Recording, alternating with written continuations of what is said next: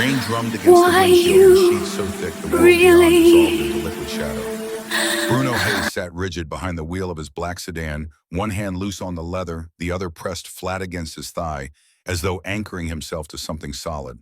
The traffic light ahead burned red through the downpour, a smudge of color in the gray. He should have been thinking about the quarterly review tomorrow morning, the merger talks with the Singapore firm, the presentation slides his assistant had sent over an hour ago that he hadn't opened. Instead, his gaze drifted sideways toward the intersection, toward the huddled shape on the corner, where the awning of a closed pawn shop offered a few feet of shelter from the deluge. A woman. She crouched, low knees drawn up, a soaked cardboard sign propped against the brick behind her. One arm extended a paper cup toward the blurred shapes of pedestrians hurrying past umbrellas bent against the wind. Nobody stopped. Nobody even slowed. The cup trembled Why in her grip, you water sloshing over the rim, really? a few coins visible at the bottom catching what little light the street lamp threw down. Her clothes hung shapeless and dark, with rain, hair plastered to her skull, face angled down as though she couldn't bear to meet anyone's eyes. Bruno's chest constricted. He'd seen hundreds like her over the years. Manhattan bred them in the cracks between steel and glass towers, invisible until you looked directly at them, and even then most people trained their eyes to slide past. He contributed to shelters every year, wrote checks with many zeros, attended galas where champagne flowed and everyone agreed something ought to be done. But sitting in traffic and actually seeing one up close always landed differently. The distance between his heated leather seats and that wet pavement felt obscene. The light turned green. A horn blared behind him. Bruno didn't move. His foot stayed frozen on the brake. Why Something about the way you she held herself, the angle of her really? shoulders, the shape of her face, even beneath the grime and exhaustion, tugged at a memory he couldn't quite surface. He leaned forward, squinting through the rain-streaked glass. The woman shifted, tucking the cup closer to her body, and for half a second, her profile caught the light. His breath stopped. Impossible. The thought landed hard and immediate, a refusal before recognition could fully form. But his body knew before his mind caught up. His hands went cold. The horn behind him sounded again, longer this time, joined by a second vehicle. Bruno threw the car into park in the middle of the intersection, hazards flashing, and shoved the door open. Rain hit him like a wall, cold and brutal, soaking through his suit jacket in seconds. He didn't feel it. He crossed the street in 4 strides, oblivious to the shouts from drivers forced to navigate around his abandoned sedan, oblivious to anything except the woman who had haunted his Why nightmares for you years. Up close, she looked really? worse. The bones of her face pressed sharp against skin that stretched too thin pale except for the bruised shadows under her eyes. Her hands shook violently even as she tried to still them, the cup rattling against the concrete. Dirt had worked itself into the creases of her fingers, her nails broken and rimmed with black. The cardboard sign beside her read in shaky letters, "Please help, God bless." The handwriting was familiar in a way that made his stomach twist. Iris, the name caught in his throat. He crouched slowly, bringing himself to her eye level, close enough now to see the way her shoulders tensed, her body coiling as though preparing to run despite obvious exhaustion. Rain pounded his back, plastered his hair to his forehead, dripped into his eyes. He didn't care. He was staring at his ex-wife, the woman who had walked out of his life 3 years ago, with nothing but a note and divorce papers, the mother who had abandoned their 2-year-old son without explanation or backward glance, the person he had spent 1,000 sleepless nights trying to forget. And here she was, begging on a street corner in Hell's Kitchen, barely recognizable as human. Iris. This time he said it aloud. His voice came out rough, scraped raw by shock. The woman's head snapped up. Her eyes went wide, pupils blown in terror, and for a heartbeat he saw recognition flare before being swallowed by something deeper and more primal. Fear. Pure animal fear. No, the word fell from her lips, a broken whisper, nearly lost beneath the rain. She scrambled backward, sneakers sliding on wet concrete, and knocked the cup from her own hand. Coins scattered and rolled into the gutter, spinning into storm drains. Her spine hit the brick wall. She pressed against it, as though trying to melt through solid stone, every line of her body screaming flight. No, please. Bruno held up both hands, palms out, trying to make himself smaller, less threatening. The rain slicked his skin, ran in rivulets down his wrists. His heart hammered so hard he could hear it over the storm. Every instinct screamed to reach for her, to demand answers, to shake her until she explained why she had destroyed everything. But the way she looked at him, raw terror radiating off her in waves, killed the anger before it could fully form.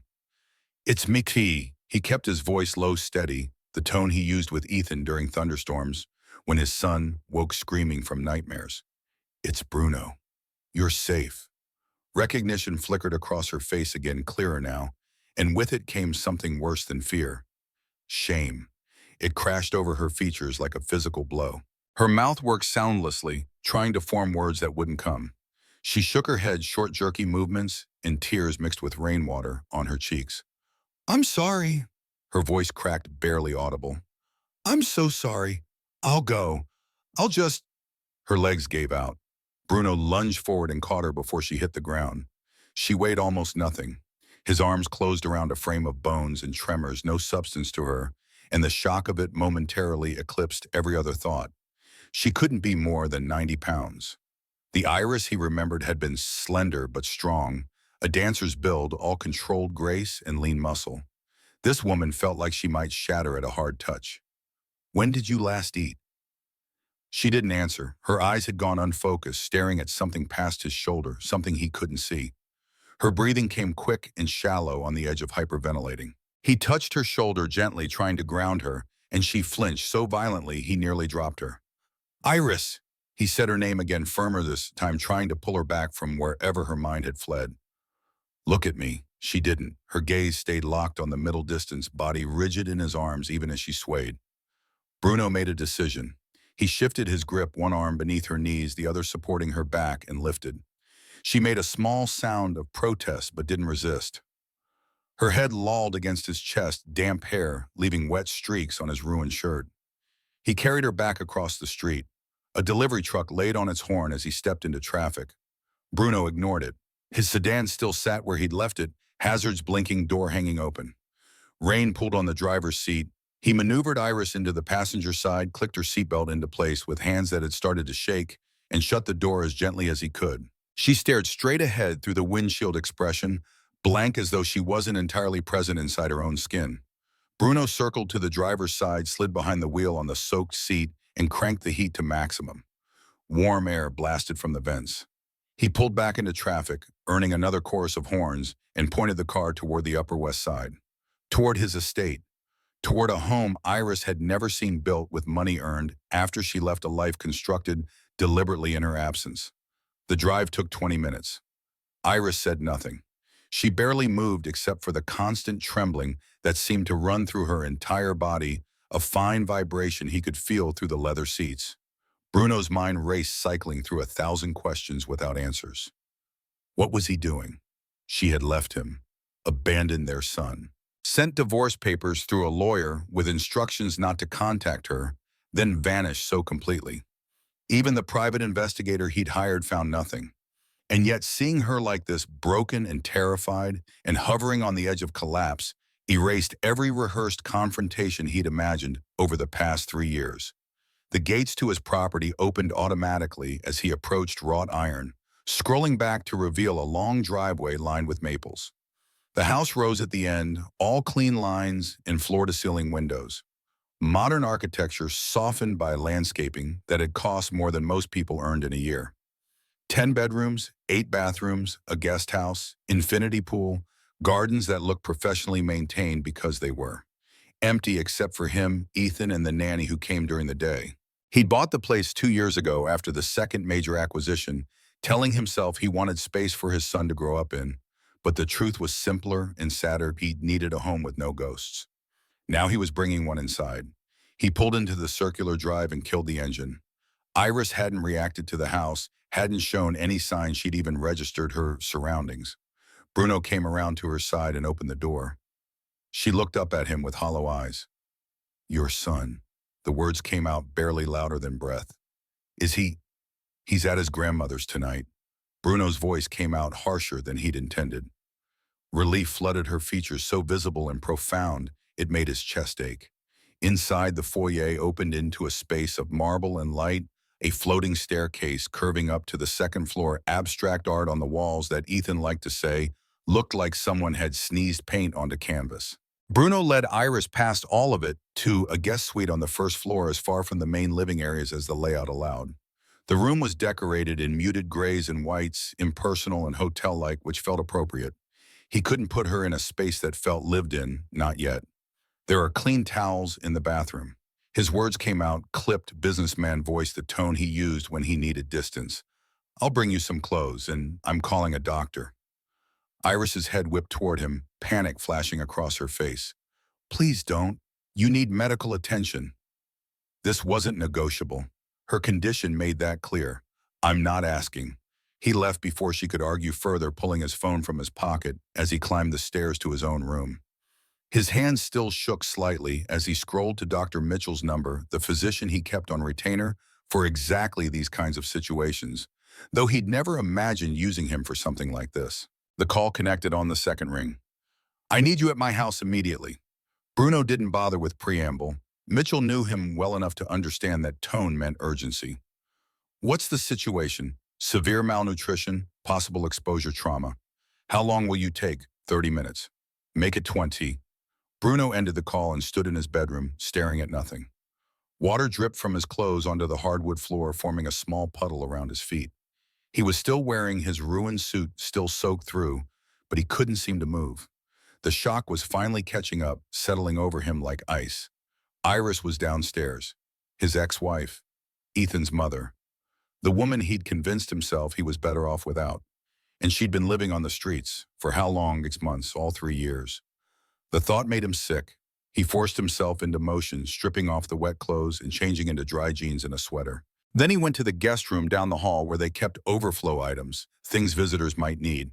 He found sweatpants, an oversized t-shirt, thick socks, and brought them back downstairs. The door to Iris's suite was still closed. He knocked softly before entering. Steam drifted from the open bathroom door.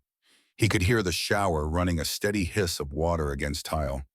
Bruno set the clothes on the bed and retreated, pulling the door shut behind him. Then he paced the hallway, back and forth 20 feet each direction, counting steps to keep his mind from spiraling. What would Dr. Mitchell say?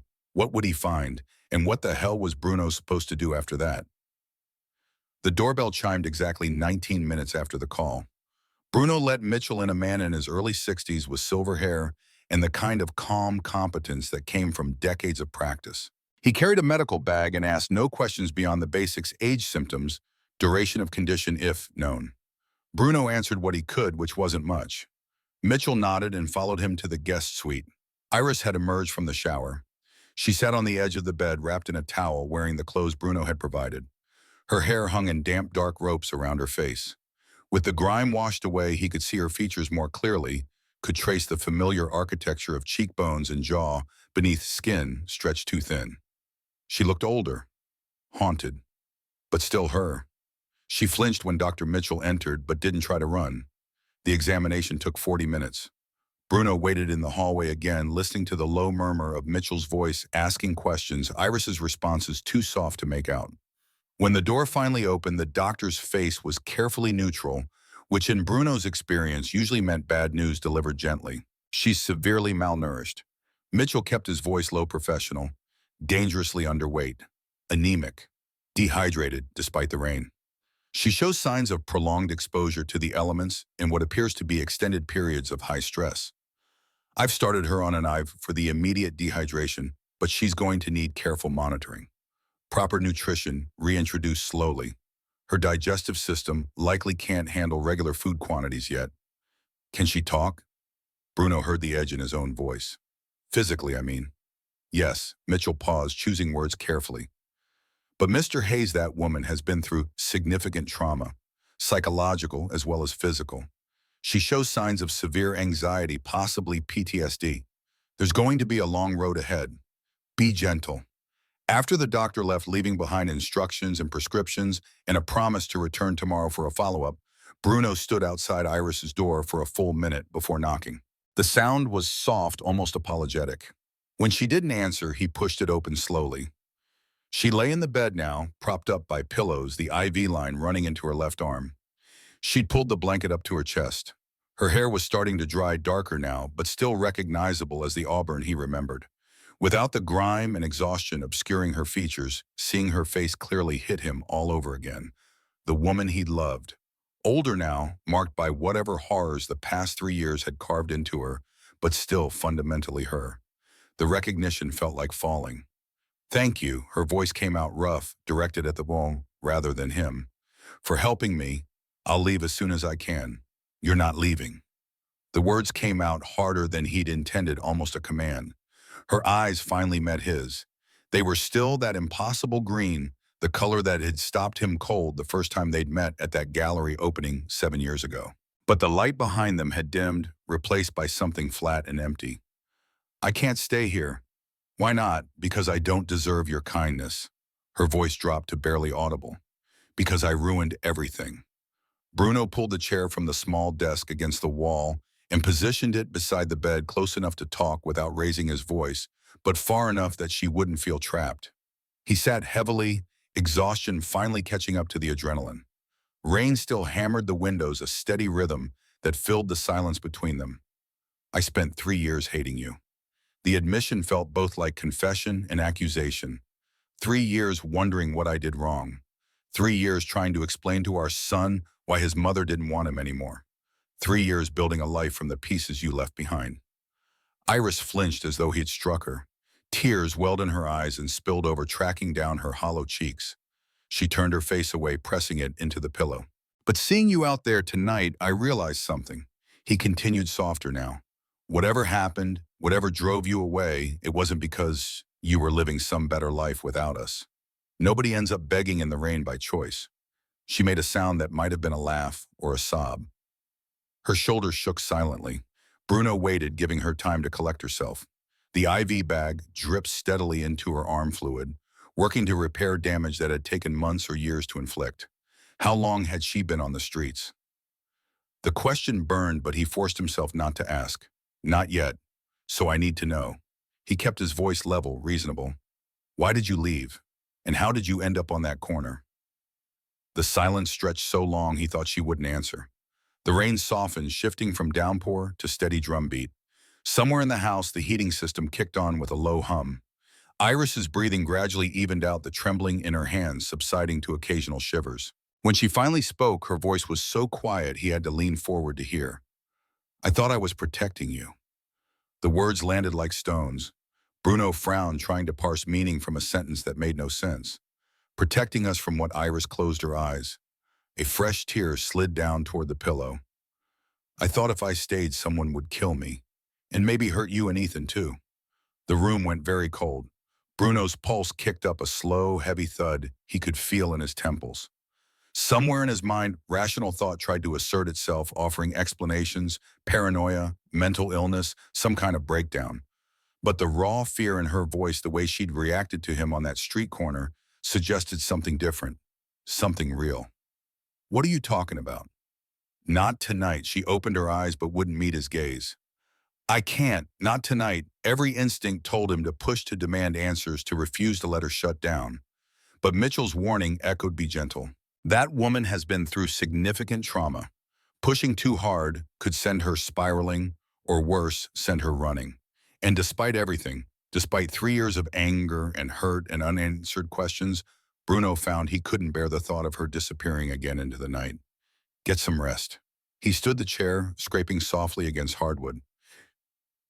We'll talk when you're ready. He was almost to the door when her voice stopped him, small and broken in the darkness. Is he okay? A pause. Ethan? Is he happy? Bruno turned back. She was looking at him now, and the desperate hope in her eyes was almost worse than the fear had been. He thought about his son, about the bright, funny 5-year-old who asked about his mother sometimes, in the careful way children learned when a subject hurt the adults around them. The boy who built elaborate block towers and insisted on reading the same 3 books every night. The kid who'd stopped asking where mommy went after about 6 months and learned to simply accept her absence as a permanent feature of reality. He's a good kid. The truth felt both insufficient and overwhelming. Smart. Funny. He asks about you sometimes. Iris covered her face with her hands, the IV line pulling taut. Her whole body convulsed with silent sobs. Bruno watched for a moment, torn between the urge to comfort her and the knowledge that he had no right that they were strangers, now bound only by a shared past and a child who deserved better than either of them had given him. He left her to grieve in private and climbed the stairs to his own room. The rain had finally stopped. He could hear the steady drip of water from the eaves, the last remnants of the storm finding their way to earth.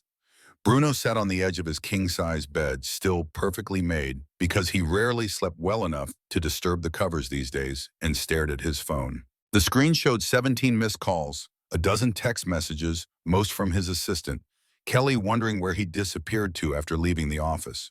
One from his mother asking if Ethan wanted to stay another day. Two from business partners about tomorrow's meetings.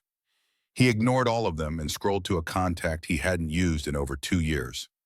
Richard Cross, private investigator. The man had been the one to finally tell him 3 months into searching that Iris's trail had gone completely cold. She'd withdrawn cash from their joint account the day she left, closed out her personal account, and vanished into thin air. No credit card usage, no phone records, no digital footprint of any kind. Like she'd simply ceased to exist. Bruno's thumbs hovered over the keyboard. Then he typed, "Need to meet. Urgent. Money is no object." The response came within 5 minutes, which was fast even by Cross's standards. "Tomorrow, 10:00 a.m. My office." Bruno set the phone down and lay back on the bed, still fully clothed. Sleep felt impossible. His ex-wife was downstairs, damaged in ways he was only beginning to understand, carrying a story that involved someone wanting her dead. The phrase kept circling back, someone wanted to kill me. Not past tense, present, as though the threat had been ongoing, immediate, real enough to drive her away from everything and everyone she loved. Who and why, the questions multiplied faster than any possible answers. He thought about their life 3 years ago, trying to reconstruct it from memory. They'd been living in a smaller place then, a 2-bedroom in a decent neighborhood before his company took off. Money had been tighter but not scarce. He'd been working brutal hours on the merger with TechFlow, the deal that would eventually launch Hayes Industries into 8 figures. Iris had been freelancing graphic design, mostly work she could do from home while caring for Ethan. They'd been happy, or so he'd thought. Normal relationship stresses, sure exhaustion, bills, the general chaos of having a toddler, but nothing that seemed insurmountable. And then she'd left. The note had been brief, almost cruel in its simplicity. "I can't do this anymore. I need to be free. Don't look for me." The divorce papers arrived a week later with a lawyer's cover sheet.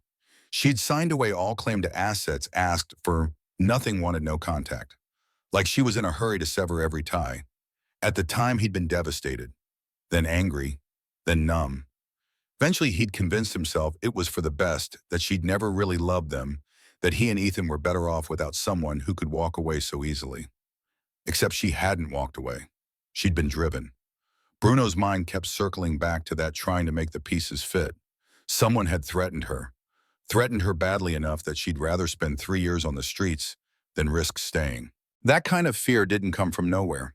It was earned, cultivated by real danger, real violence, or the credible threat of it, which meant someone in their life, in their circle, had been dangerous in ways Bruno had completely missed. The thought made him cold. He must have dozed eventually, because when his eyes opened again, gray morning light filtered through the windows.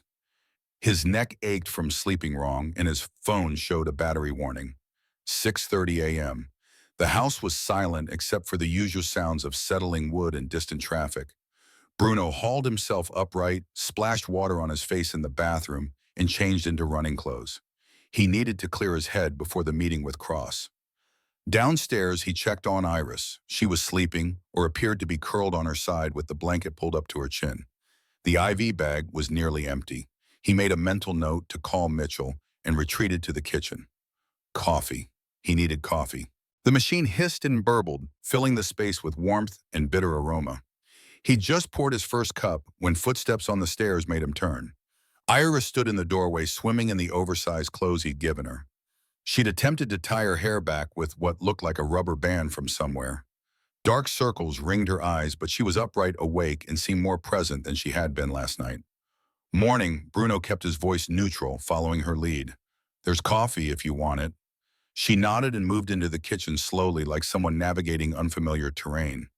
He poured a second cup and slid it across the island toward her. She wrapped both hands around it, absorbing the heat, but didn't drink. Dr. Mitchell left instructions about food.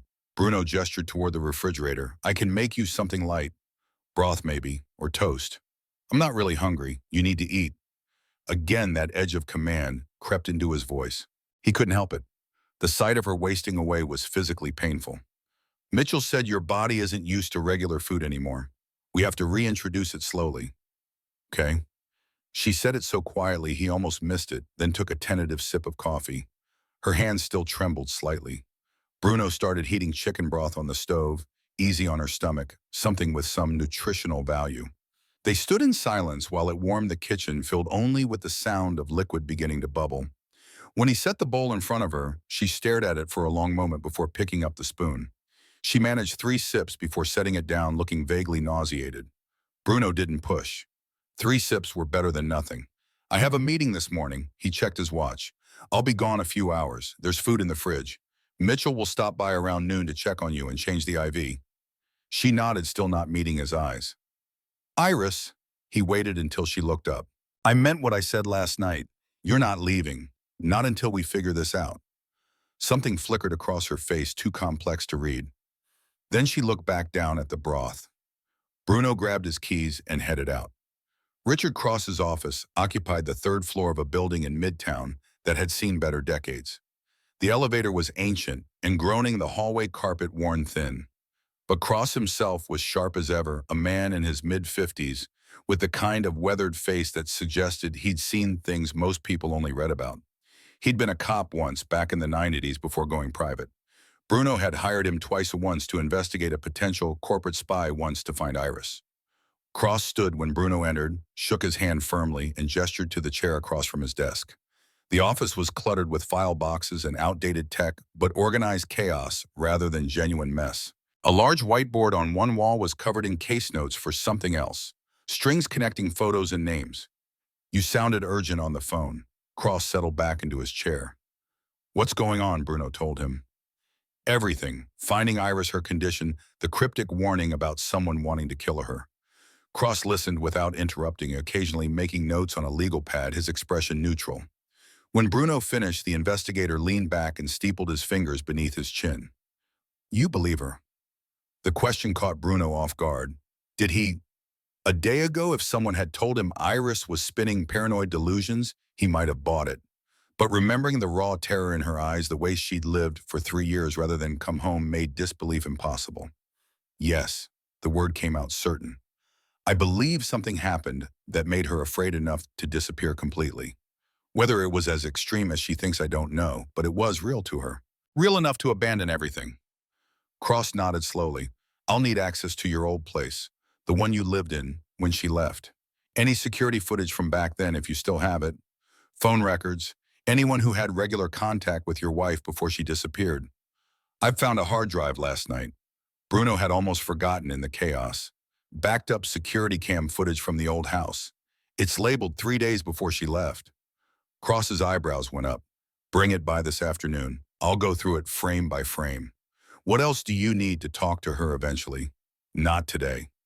Cross held up a hand, forestalling Bruno's protest. She's not in any condition for an interrogation. But Mr. Hayes, if someone threatened your wife badly enough that she fled, that person might still be a threat.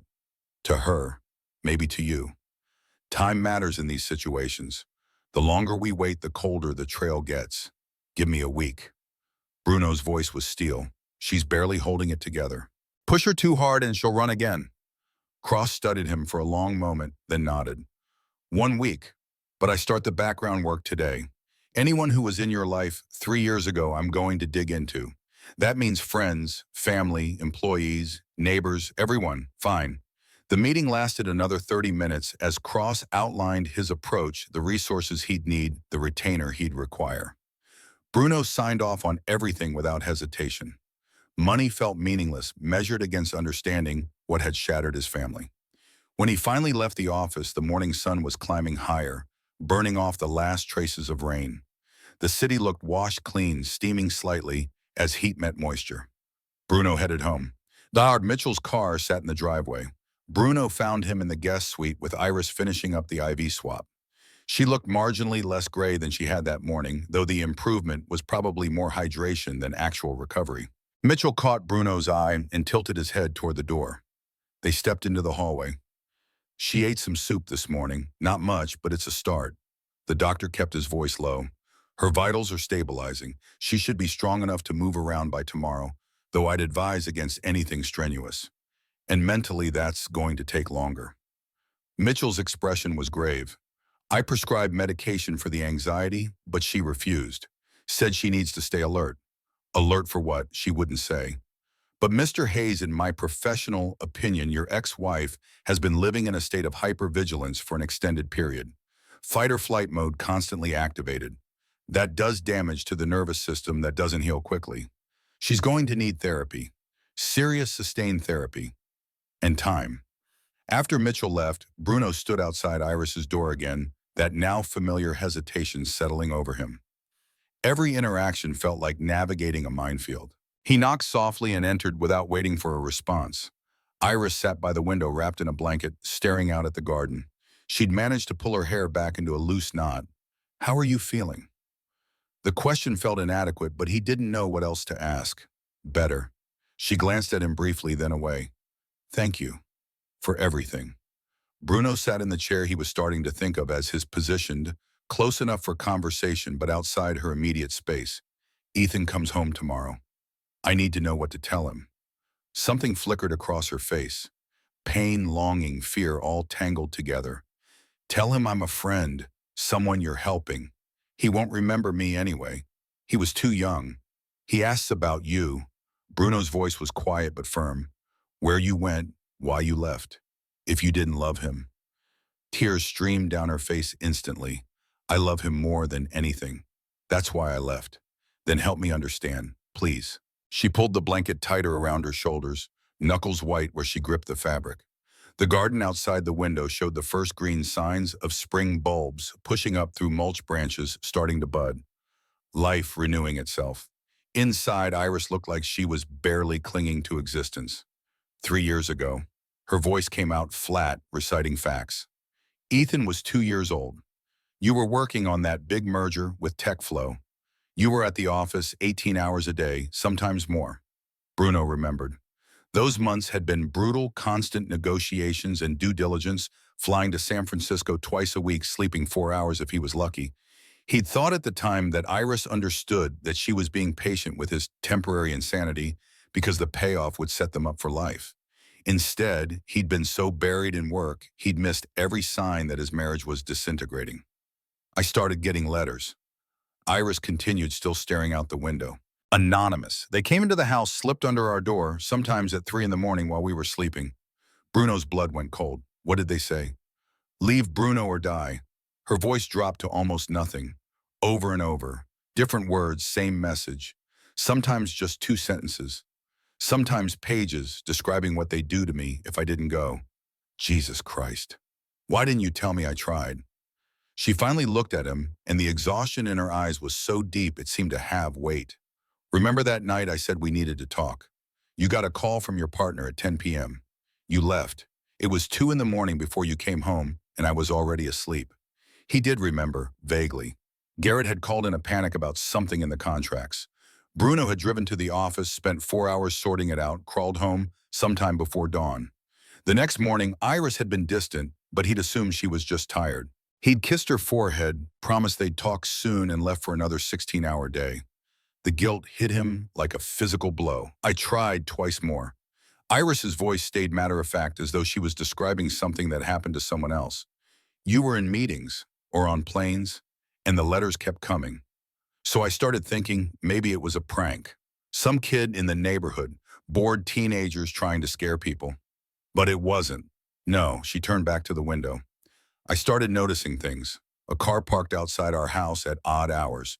Different cars, always with someone sitting in the driver's seat watching. I'd see the same person behind me when I took Ethan to the park. Never close enough to get a good look, but always there. I felt eyes on me constantly." "Did you tell anyone? Who would I tell? You were unreachable." "I didn't have close friends in the neighborhood. Your mother hated me. The police would have said I was being paranoid. So I started documenting everything. I took photos of the cars, wrote down license plates, kept the letters in a box under our bed. Where are they now?" Iris shook her head. I don't know.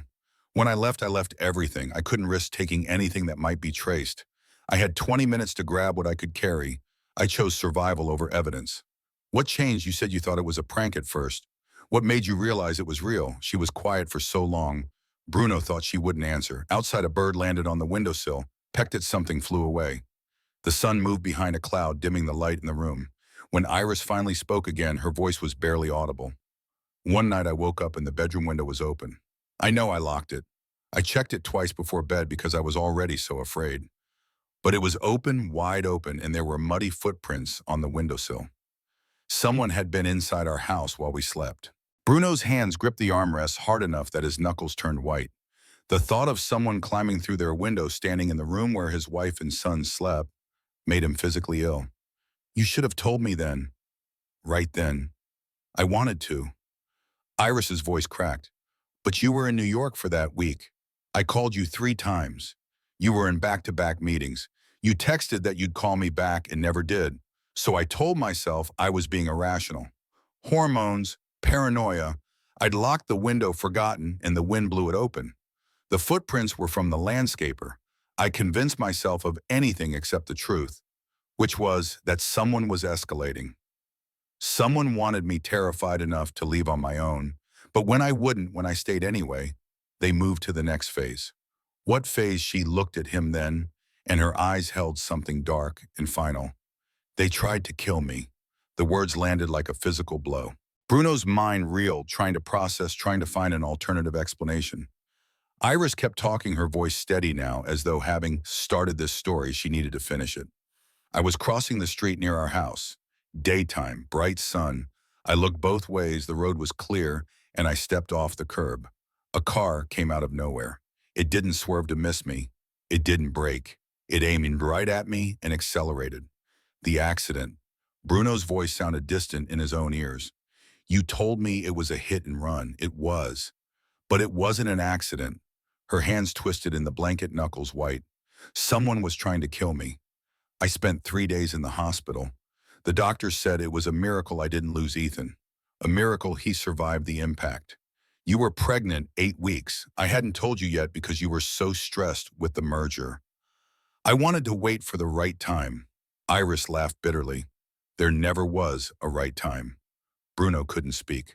His mind had gone blank, short-circuited by information it couldn't process. Iris had been pregnant. Someone had hit her with a car. His unborn child had nearly died. And he'd been in meetings oblivious, treating the whole thing like an unfortunate accident instead of attempted murder.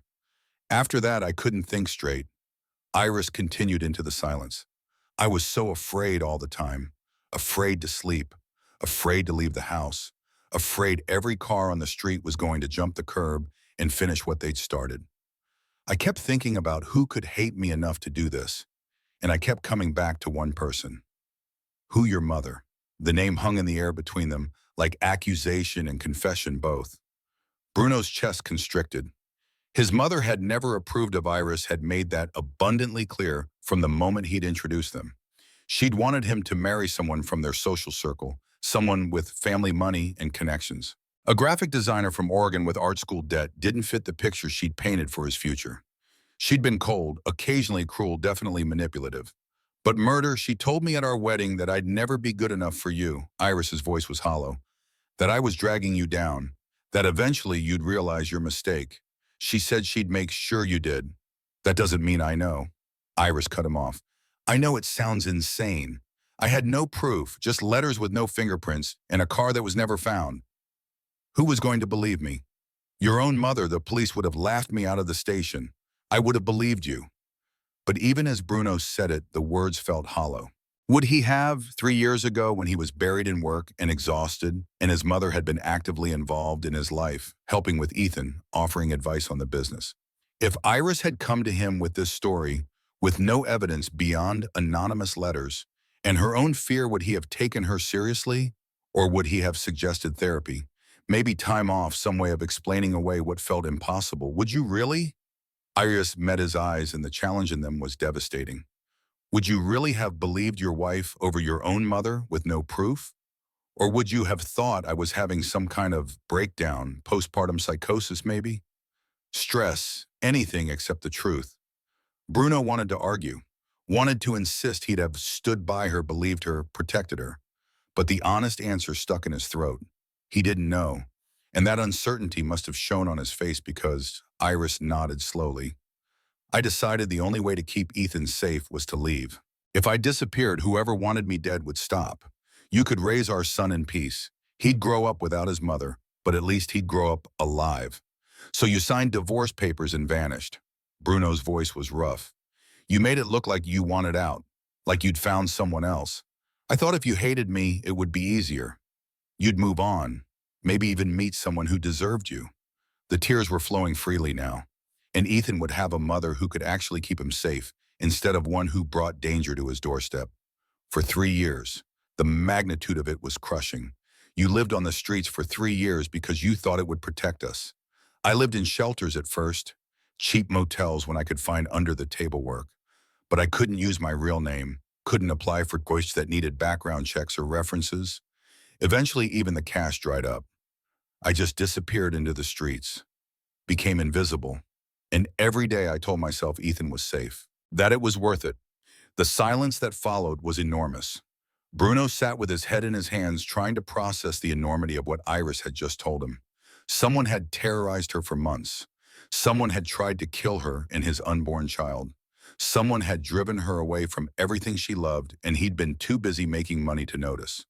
The guilt felt like drowning. I'm going to find who did this. When he finally spoke, his voice was cold and flat. And they're going to pay for every second you spent afraid. Iris shook her head. It's been 3 years. The trail is ice cold. It's over. It's not over until I have answers. He stood pacing to the window and back.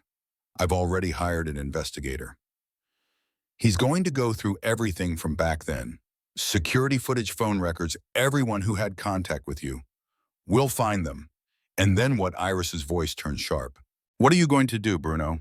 Have them arrested for what? Sending anonymous letters. Good luck proving who sent them, the car. They never found it, never found the driver. The police closed the case after a week. There's nothing to find. There's always something, not this time. She pulled the blanket tighter, curling into herself. Some people are smart enough not to leave evidence. And some horrors don't have neat solutions. So you just want to give up.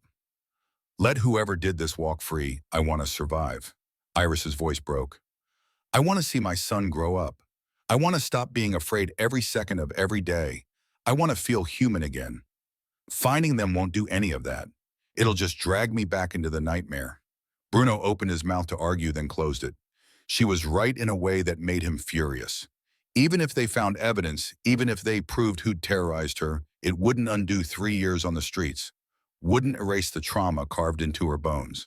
Wouldn't give Ethan back the mother who should have been there for his first day of school, his first lost tooth, all the moments that built a childhood. We'll figure it out. The promise felt inadequate. Just rest for now. We have time. But even as he said it, doubt crept in. Time they had lost 3 years already. And if the person who'd driven Iris away discovered she was back, what would stop them from trying again? The question sat cold and heavy in his chest as he left her alone with her ghosts. The rest of the day passed in a strange half-reality. Bruno worked from his home office, handling emails and calls with half his attention, while the other half stayed fixed on the guest suite downstairs where his broken ex-wife was trying to sleep. He ordered groceries, made sure the refrigerator had easy foods Iris might be able to stomach. Called Mitchell again to ask about nutrition plans for someone in her condition. Fielded a text from his mother asking when she should bring Ethan home. Tomorrow afternoon, he wrote back, buying himself one more day before having to navigate the impossibility of explaining Iris's presence to their son. Evening came with a sunset that painted the garden in shades of amber and gold. Bruno made simple dinner, grilled chicken rice, steamed vegetables, and brought a small portion to Iris.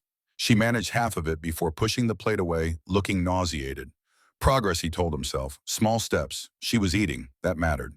After dinner, he found her in the living room, curled into the corner of the couch with a blanket staring at nothing. The television was off the room, quiet except for the ambient sounds of the house settling. Bruno poured himself a whiskey and sat in the chair across from her. For a while, neither spoke. Did you mean it? Iris's voice broke the silence. That he asks about me? Bruno took a sip of whiskey, letting the burn ground him. All the time, especially on Mother's Day, Christmas, anytime he sees other kids with their moms at school events. He doesn't understand why you left. I tried to explain, but what was I supposed to say? That you didn't love us enough to stay. I loved you so much it terrified me. Her voice was barely audible. Every night I'd lie awake thinking if something happened to Ethan because of me, I'd die. Actually die. My heart would stop from guilt. So I chose to die a different way. Slowly, on the streets, away from him, because at least then he'd be safe. He's 5 years old and he thinks his mother abandoned him because he wasn't good enough. Iris made a sound like all the air had been punched from her lungs. Don't. Please, you asked. Bruno set the glass down with more force than necessary. The truth is ugly. He thinks you didn't want him.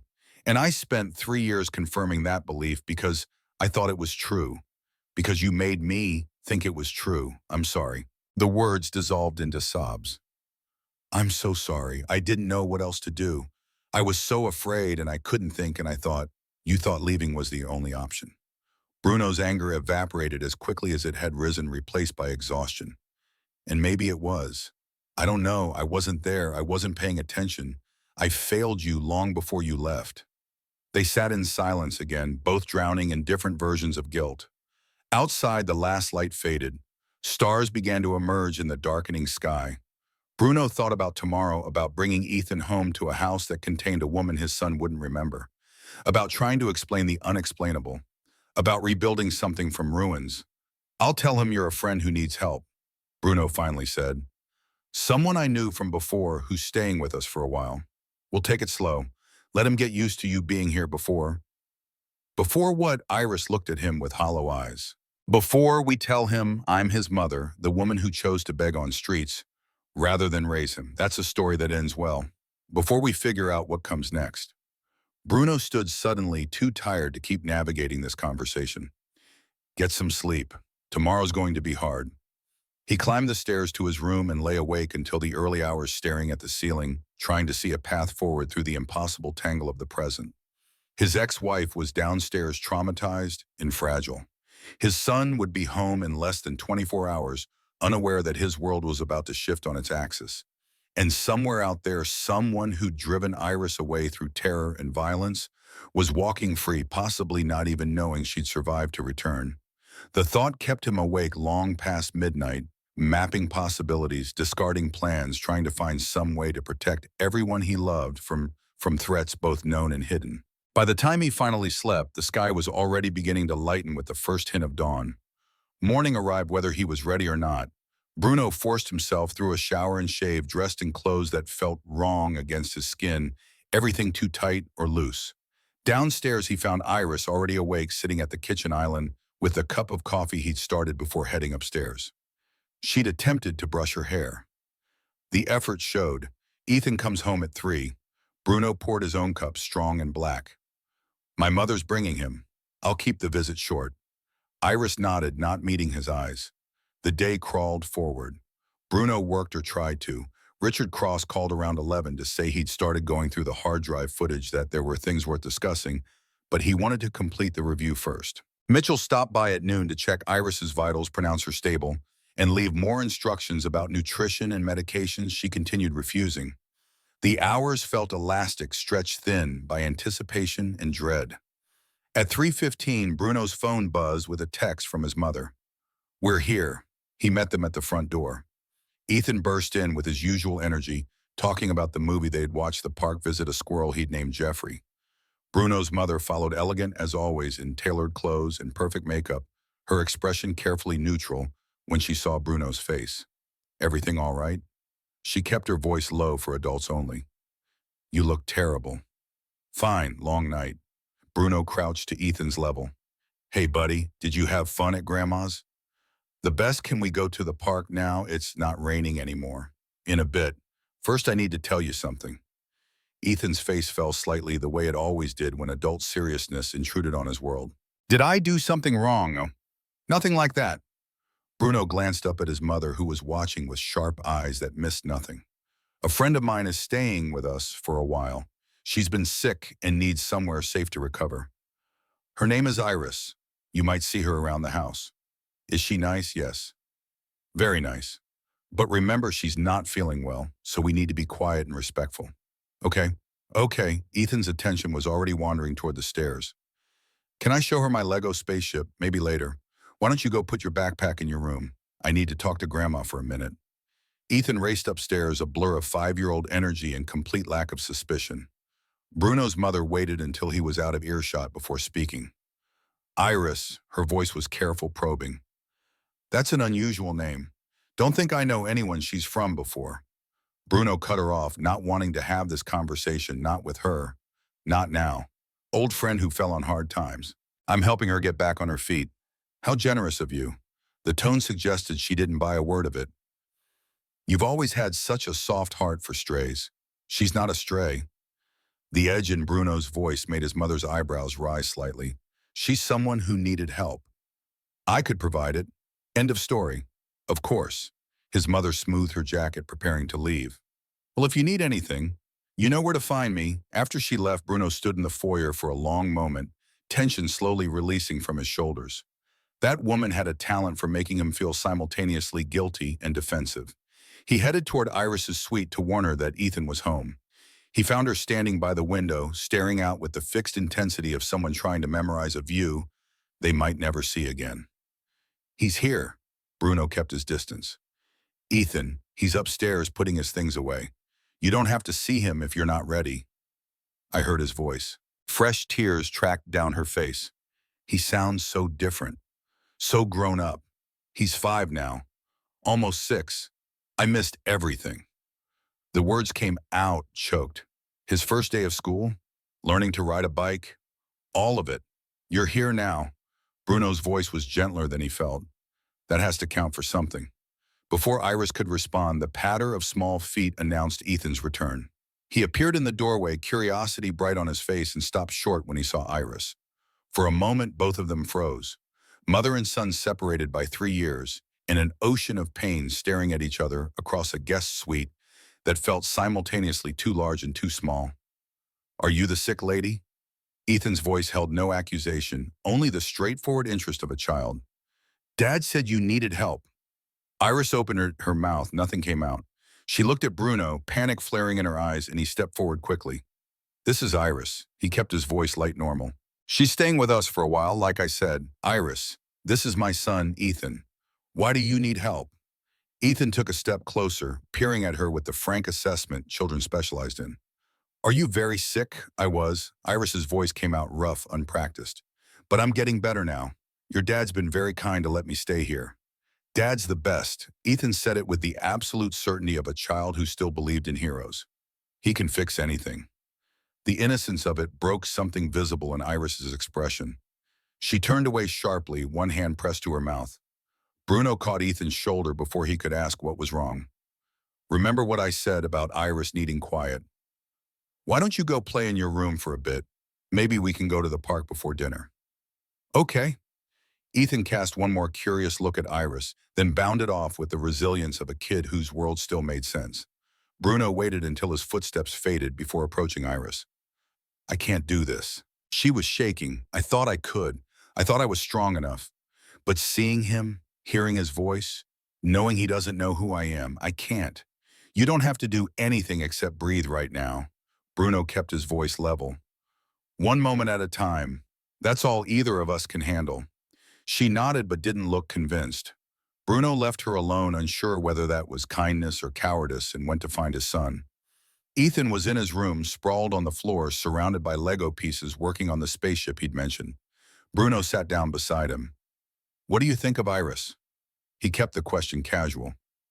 Ethan shrugged, focused on connecting 2 pieces. She seems sad. She's been through a lot. Did someone hurt her? Ethan looked up with eyes too knowing for his age. Is that why she's sad? Sometimes people go through hard things, and it takes time for them to feel better afterward. Like when Mom left. Ethan's voice dropped to something quieter. Were you sad then? Question hit Bruno like a punch. He took a breath, steadying himself. Yes, I was very sad. Do you think Mom was sad too? I don't know, buddy. Bruno pulled his son into a hug, holding on perhaps tighter than necessary. I'd like to think she was. They sat like that for a while, father and son, surrounded by scattered pieces, waiting to be built into something whole. Outside, the sun moved lower. Shadows lengthened. In the guest suite, Iris cried silently, trying to breathe through an ache that had lived in her chest for 3 years. And somewhere in the city, someone who'd driven her away continued their life unaware that the ghost they'd created had returned. Bruno made dinner spaghetti, Ethan's favorite, and called them both to the kitchen. Iris appeared like a shade, moving carefully, sitting at the far end of the table. Ethan chattered through the meal about school, his friends, the upcoming field trip to the science museum. Normal kid things. Iris listened without speaking, and once Bruno caught her looking at Ethan with such raw longing, it was physically painful to witness. After dinner, Ethan asked if Iris wanted to see his spaceship. She glanced at Bruno, uncertain. He nodded. They went upstairs together, his son leading the way with easy confidence, his ex-wife following, like someone navigating a minefield. Bruno cleaned the kitchen, loaded the dishwasher, tried not to think about how surreal this all was. 24 hours ago, Iris had been a ghost. Now she was upstairs with their son, and Bruno had no idea if that was healing or cruelty. He found them in Ethan's room an hour later. Iris sat on the floor beside his son, watching as he explained the intricate details of his creation. She was crying again in silent tears, but she was also smiling. Ethan, oblivious to the adult complexity unfolding around him, just kept talking, thrilled to have an audience. "Bath time, buddy," Bruno's voice interrupted gently. "School tomorrow. Can Iris help?" Ethan looked between them with hopeful eyes. "She could read me a story after." Iris's expression shattered. "I don't think—" "Please," Ethan's voice held no manipulation, just simple wanting. "You seem nice, and Dad said you needed help feeling better. Stories help me feel better when I'm sad." Bruno watched Iris struggle, watched every instinct tell her to run, warring with the desperate need to stay, to be part of this moment. This tiny, normal thing that mothers and sons did together. Finally, she nodded. "Okay, one story." Ethan's face lit up. He grabbed her hand, dragging her toward the bathroom, chattering about his favorite books. Bruno followed, keeping distance, ready to intervene if necessary. But bath time went smoothly. Ethan narrated his routine. Iris helped rinse his hair when asked, and the domesticity of it felt both impossible and inevitable. Afterward, they gathered in Ethan's room for story time. His son produced a worn copy of Where the Wild Things Are, his go-to comfort book. Iris took it with shaking hands and began to read. Her voice was rough at first, unpracticed, but it smooth as she found the rhythm. Ethan curled against her side, completely trusting, and Iris put her free arm around him. Bruno stood in the doorway, watching mother and child reunited without either of them fully understanding what was happening. When the story ended, Ethan yawned hugely. Iris set the book aside and looked at Bruno. He nodded toward the door. They slipped out as Ethan burrowed under his covers. In the hallway, Iris stood with her back to the wall, arms wrapped around herself. "Thank you." Her voice was barely audible. "For letting me do that. He's your son, too. He doesn't know that. To him, I'm just some sad lady his dad's helping. And maybe that's better. Maybe it's easier if he never knows what I did." Bruno had no answer to that. The truth felt both necessary and cruel. They stood in silence for a moment, then Iris retreated to her suite, and Bruno went to his office. He had work to catch up on, emails piling up, but he couldn't focus. His mind kept cycling back to Iris, reading to Ethan, to the way she'd held him, to the grief written across her face. His phone buzzed. A text from Richard Cross. "Found something. Need to see you tomorrow morning. Early." Bruno stared at the message. Found something. Which meant the investigation had turned up evidence, trails, answers to questions he'd been asking for 3 years. Tomorrow morning felt impossibly far away. He texted back 7 a.m. The response was immediate. "See you then?" Bruno set the phone down and leaned back in his chair. Tomorrow he'd know more. Tomorrow pieces might start fitting together. Tonight he just had to make it through the dark hours with an ex-wife who'd survived hell, a son who didn't know his mother was 20 feet away, and questions that multiplied faster than any possible answers. Sleep, when it finally came, was thin and troubled. He dreamed of Iris on that street corner, reaching toward him with a cup full of rain. He dreamed of Ethan asking where Mommy went, over and over, the question echoing until it was all he could hear. He dreamed of a faceless figure climbing through their bedroom window 3 years ago, while they slept, standing over the bed watching. He woke at 5 a.m. in a cold sweat, heart pounding. The house was silent. Gray pre-dawn light filtered through the windows. Bruno hauled himself up, showered in water hot enough to hurt, and dressed for the meeting with Cross. Downstairs, he found Iris already awake, sitting at the kitchen island with coffee going cold in front of her. Couldn't sleep. Bruno poured his own cup. She shook her head. Every time I close my eyes, I'm back there. On the street. Or running. Always running. I'm meeting with the investigator this morning. He's found something. Iris's face went white. Already, it's been 3 years. There are trails, records. Someone knows something. Bruno, her voice was urgent now. Please don't do this. Just let it go. We can move forward without knowing. Digging into the past will only what Bruno's voice was harder than he intended. Give us answers, justice, closure. We'll only put targets on our backs again. Iris stood abruptly, coffee sloshing. Whoever did this, they're still out there. If they find out I'm back, if they know you're investigating, they'll come after me again. Maybe after Ethan this time. So we do nothing. Let them get away with terrorizing you, with nearly killing our child. Yes. Her voice broke. Yes, we do nothing. We survive. We rebuild. We forget. I can't forget. Bruno met her eyes, and neither can you. Running from this hasn't worked. 3 years on the streets didn't make you safe. It just made you suffer. Maybe it's time to stop running and face whatever's chasing you. Iris stared at him for a long moment, then turned and fled back to her suite. The door closed with a soft click that somehow felt louder than a slam. Bruno stood alone in his kitchen, holding coffee he no longer wanted, wondering if he was doing the right thing or making a catastrophic mistake. At 6:45, he left for Cross's office. The streets were quiet, early morning traffic just beginning to build. The drive gave him too much time to think, to second guess, to wonder what the investigator had found that required an emergency meeting. When he arrived, Cross was already there, looking like he hadn't slept either. Show me. Bruno didn't bother with pleasantries. Cross nodded and led him to a back room where a laptop sat open on a desk. The screen showed grainy security footage paused on a frame of their old street. Your ex-wife was right to be afraid. Cross's voice was grim. Someone was definitely watching your house. Look at this. He hit play. The footage rolled, showing their old front door, the street beyond. A car pulled up across the street and parked. 30 minutes passed in accelerated time. Then the car drove away.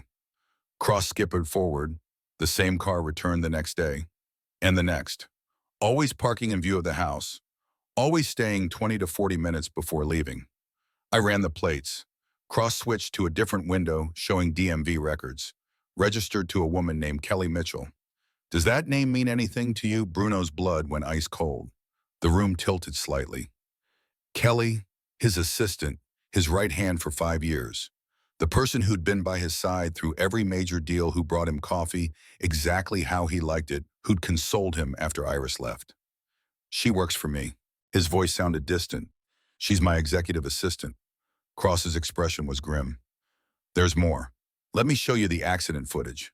He pulled up another file. Different angle, different day. Iris crossing the street exactly as she described. Midday bright sun, looking both ways, stepping off the curb. And then a car, that same car, accelerating from a parked position. Not someone who didn't see her. Not someone who swerved too late. Deliberate. Aimed. The impact was sickening, even on the grainy footage. Iris going down the car, speeding away without stopping. Cross zoomed in frame by frame. The driver's window, a figure behind the wheel, female, dark hair. And when she reached to shift gears, her hand appeared in frame. On the back of that hand was a distinctive scar, crescent moon-shaped pale against tan skin. Bruno knew that scar. He'd asked about it once during a late night at the office. Kelly had laughed and said she'd burned herself on a stove as a child, that it had never quite healed right. He thought nothing of it at the time. Now seeing it on the hand that had nearly killed his wife, he couldn't breathe. It's her. The words came out strangled. Kelly, she did this. I need to bring this to the police. Cross closed the laptop. With this evidence, they can... No, Bruno's voice was sharp. Not yet. Cross frowned. Mr. Hayes, if she did this 3 years ago, she might try again now that your ex-wife is back.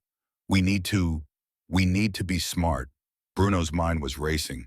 If Kelly knows we found evidence, she could run, destroy records, disappear. I want to know why she did this, and I want to make sure she can never threaten my family again. What are you suggesting? A trap. Bruno's voice was cold. She doesn't know I've found this footage. As far as Kelly knows, Iris is just some homeless woman I'm helping. I bring Iris back into the light. Make sure Kelly sees her, knows who she really is, and we watch what Kelly does next. That's dangerous. So is letting her walk free. Bruno stood. I need a day, maybe two, to set this up properly. Can you give me that? Cross studied him for a long moment, then nodded slowly. 2 days. But after that, I'm going to the police with or without your cooperation. Understood. Understood. Bruno drove home with his hands clenched white on the steering wheel, rage and fear and betrayal churning in his chest. Kelly.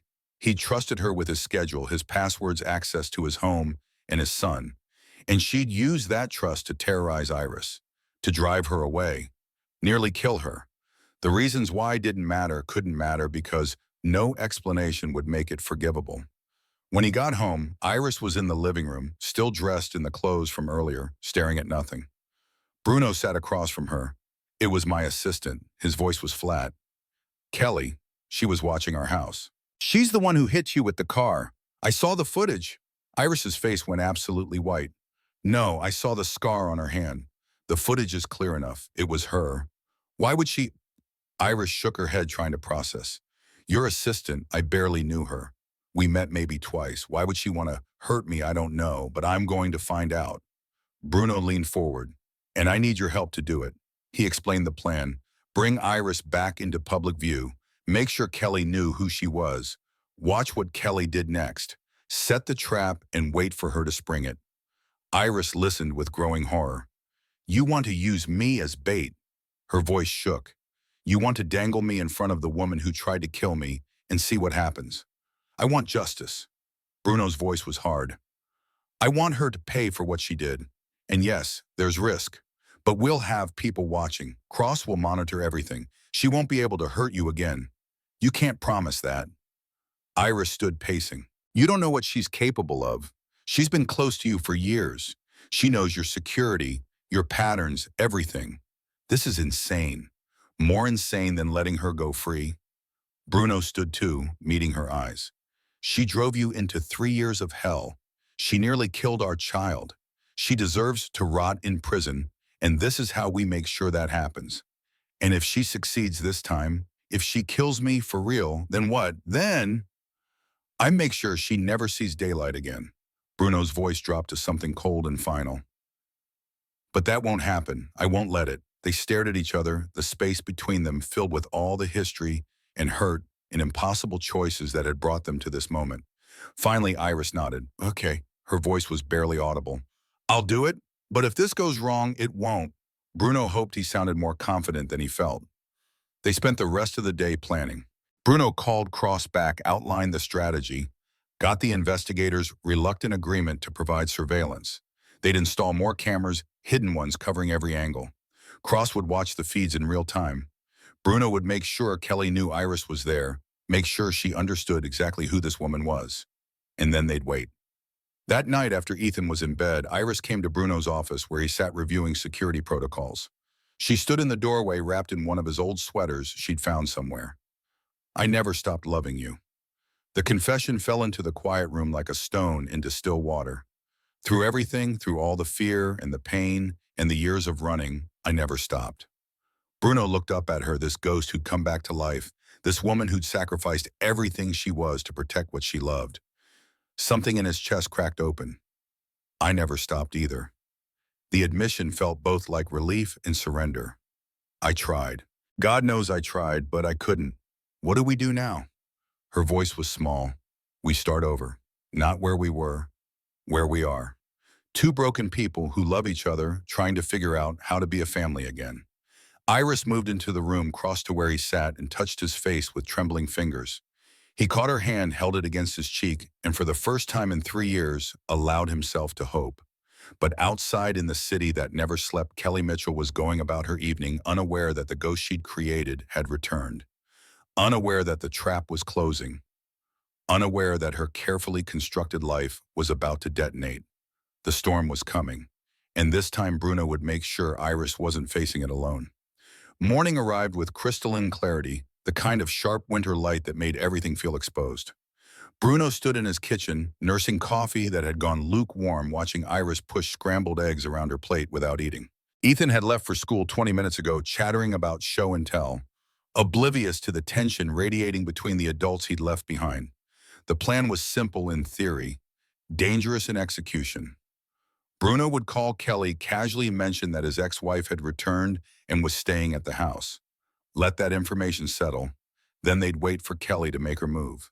Cross had spent the night installing additional cameras throughout the property, tiny lenses hidden in smoke detectors, picture frames, the carved wooden bowl on the entry table. Every angle covered, every room monitored from the van parked 3 blocks away where Cross and his team would maintain constant surveillance. You don't have to do this. Bruno said it for the 3rd time that morning. We can go straight to the police with the footage. Iris set down her fork. Her hand was steady now, steadier than it had been since he'd found her. And they'll arrest her based on grainy security footage from 3 years ago. A lawyer will shred it. Reasonable doubt, poor video quality, circumstantial evidence. You said it yourself, we need a confession. She was right, which made the knot in Bruno's chest pull tighter. He picked up his phone, pulled up Kelly's contact, and hesitated. For 5 years, this woman had been indispensable to his professional life. She'd managed his calendar with military precision, anticipated his needs before he voiced them, worked late nights and early mornings without complaint. He'd given her bonuses, relied on her judgment, trusted her with access to virtually everything. And she'd spent that time systematically destroying the woman he loved. The call connected on the 2nd ring. Kelly's voice came through bright and efficient. Good morning, Mr. Hayes. I was just about to send you the updated brief for the Singapore meeting. Can you come by the house today? Bruno kept his voice casual, businessman requesting a favor. There's something we need to discuss. Personal matter.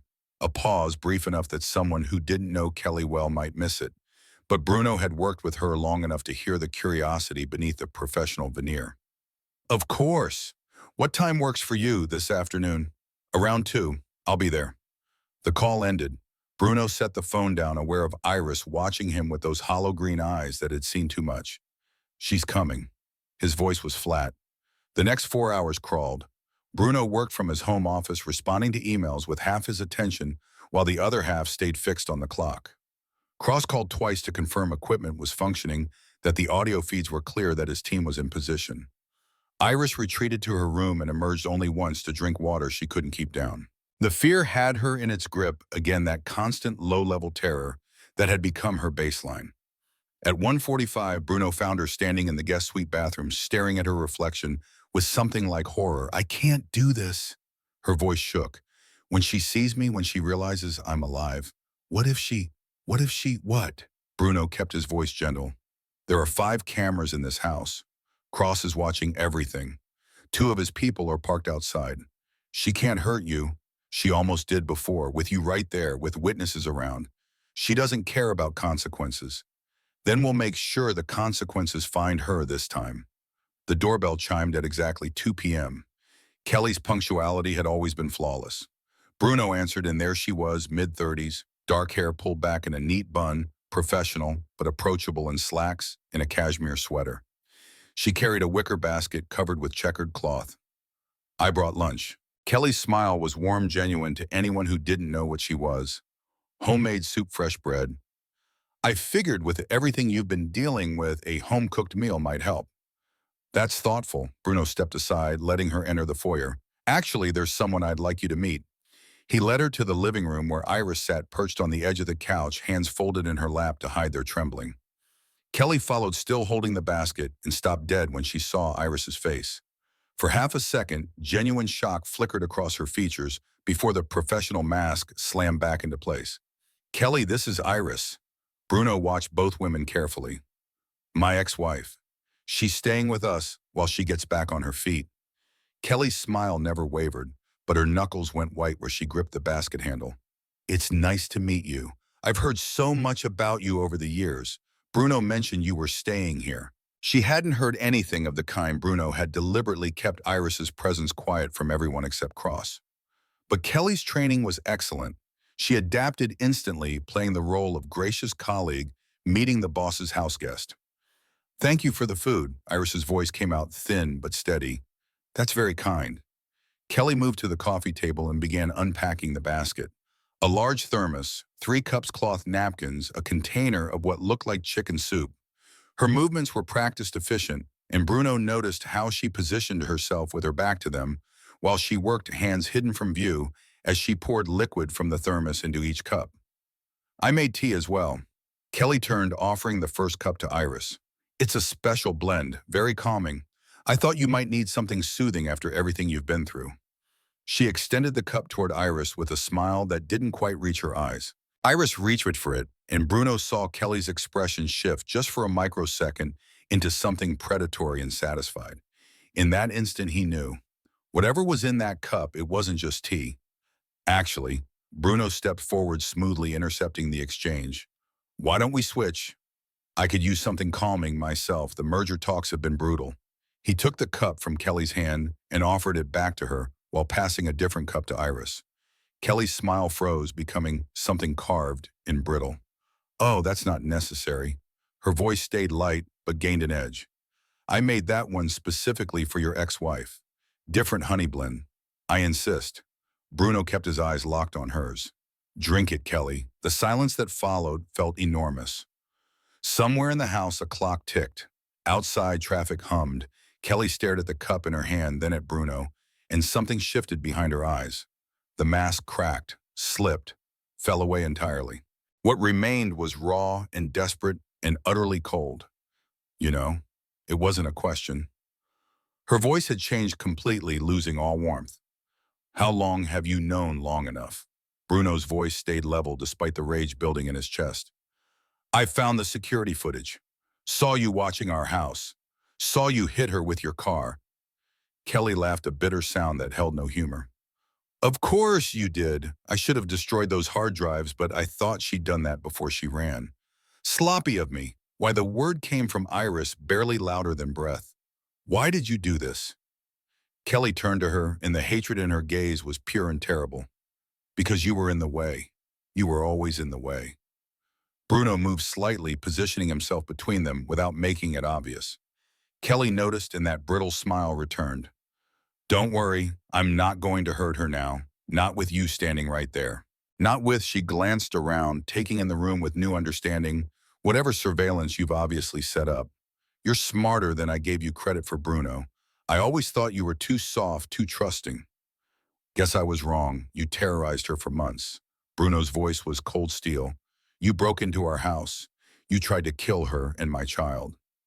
Why? Kelly set the cup down carefully on the coffee table, that false composure returning. Because I love you. The words came out simple, matter of fact, as though this explained everything.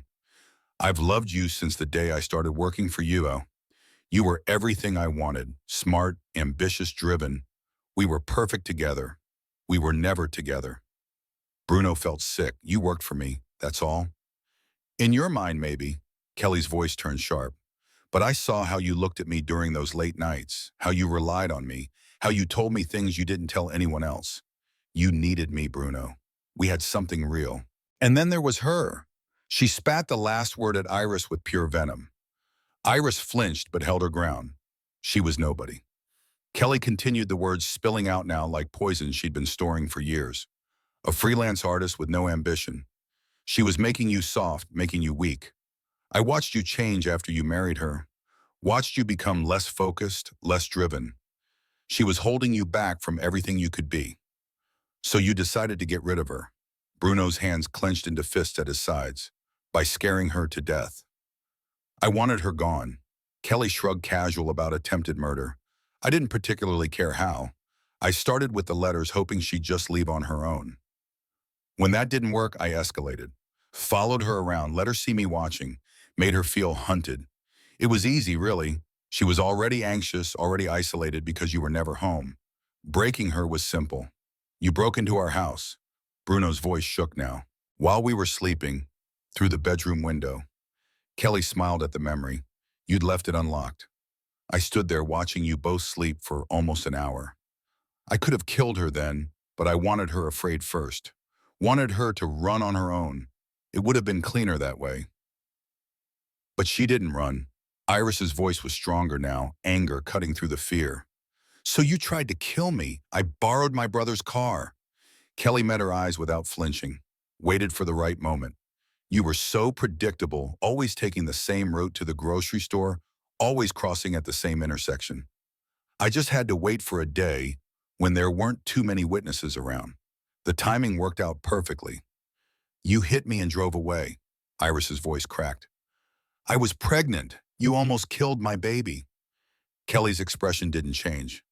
I didn't know about the pregnancy. If I had, I might have waited. Or maybe not. Either way, you survived. That was unfortunate.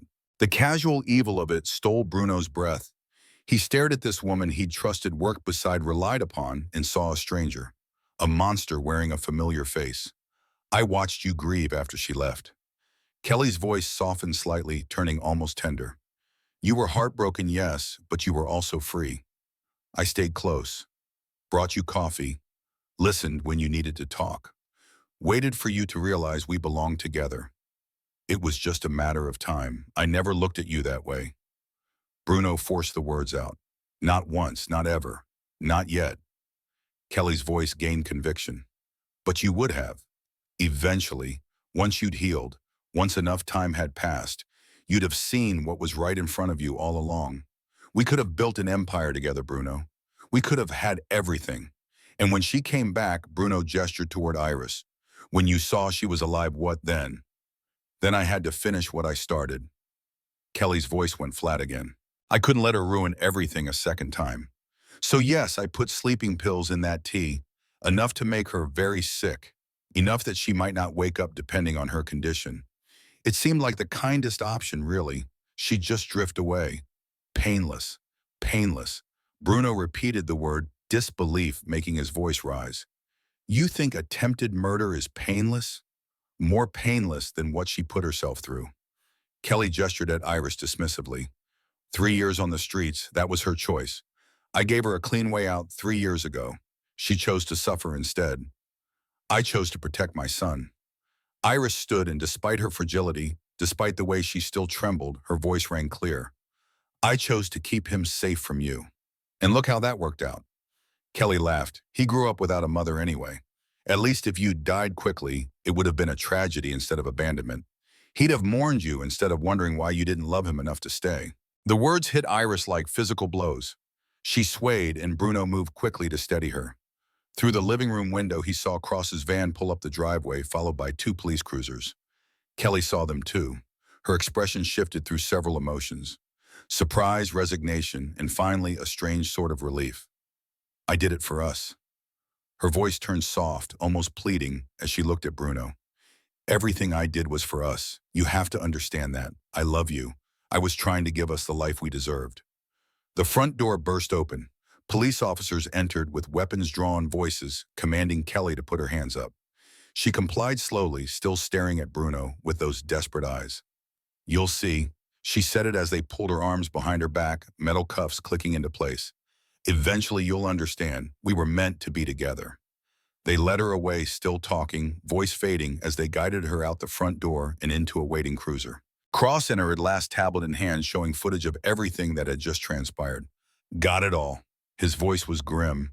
Her confession, the admission of attempted murder, all of it. She's done. Bruno nodded numbly. Beside him, Iris made a small sound, and he turned just in time to catch her as her legs gave out. She was hyperventilating, gasping for air that wouldn't come, eyes wide and unseeing. Panic attack. He'd seen enough of them over the past few days to recognize the signs. He lowered her gently to the couch, kept his voice calm and steady. Iris, breathe with me. In through your nose. Count to 4.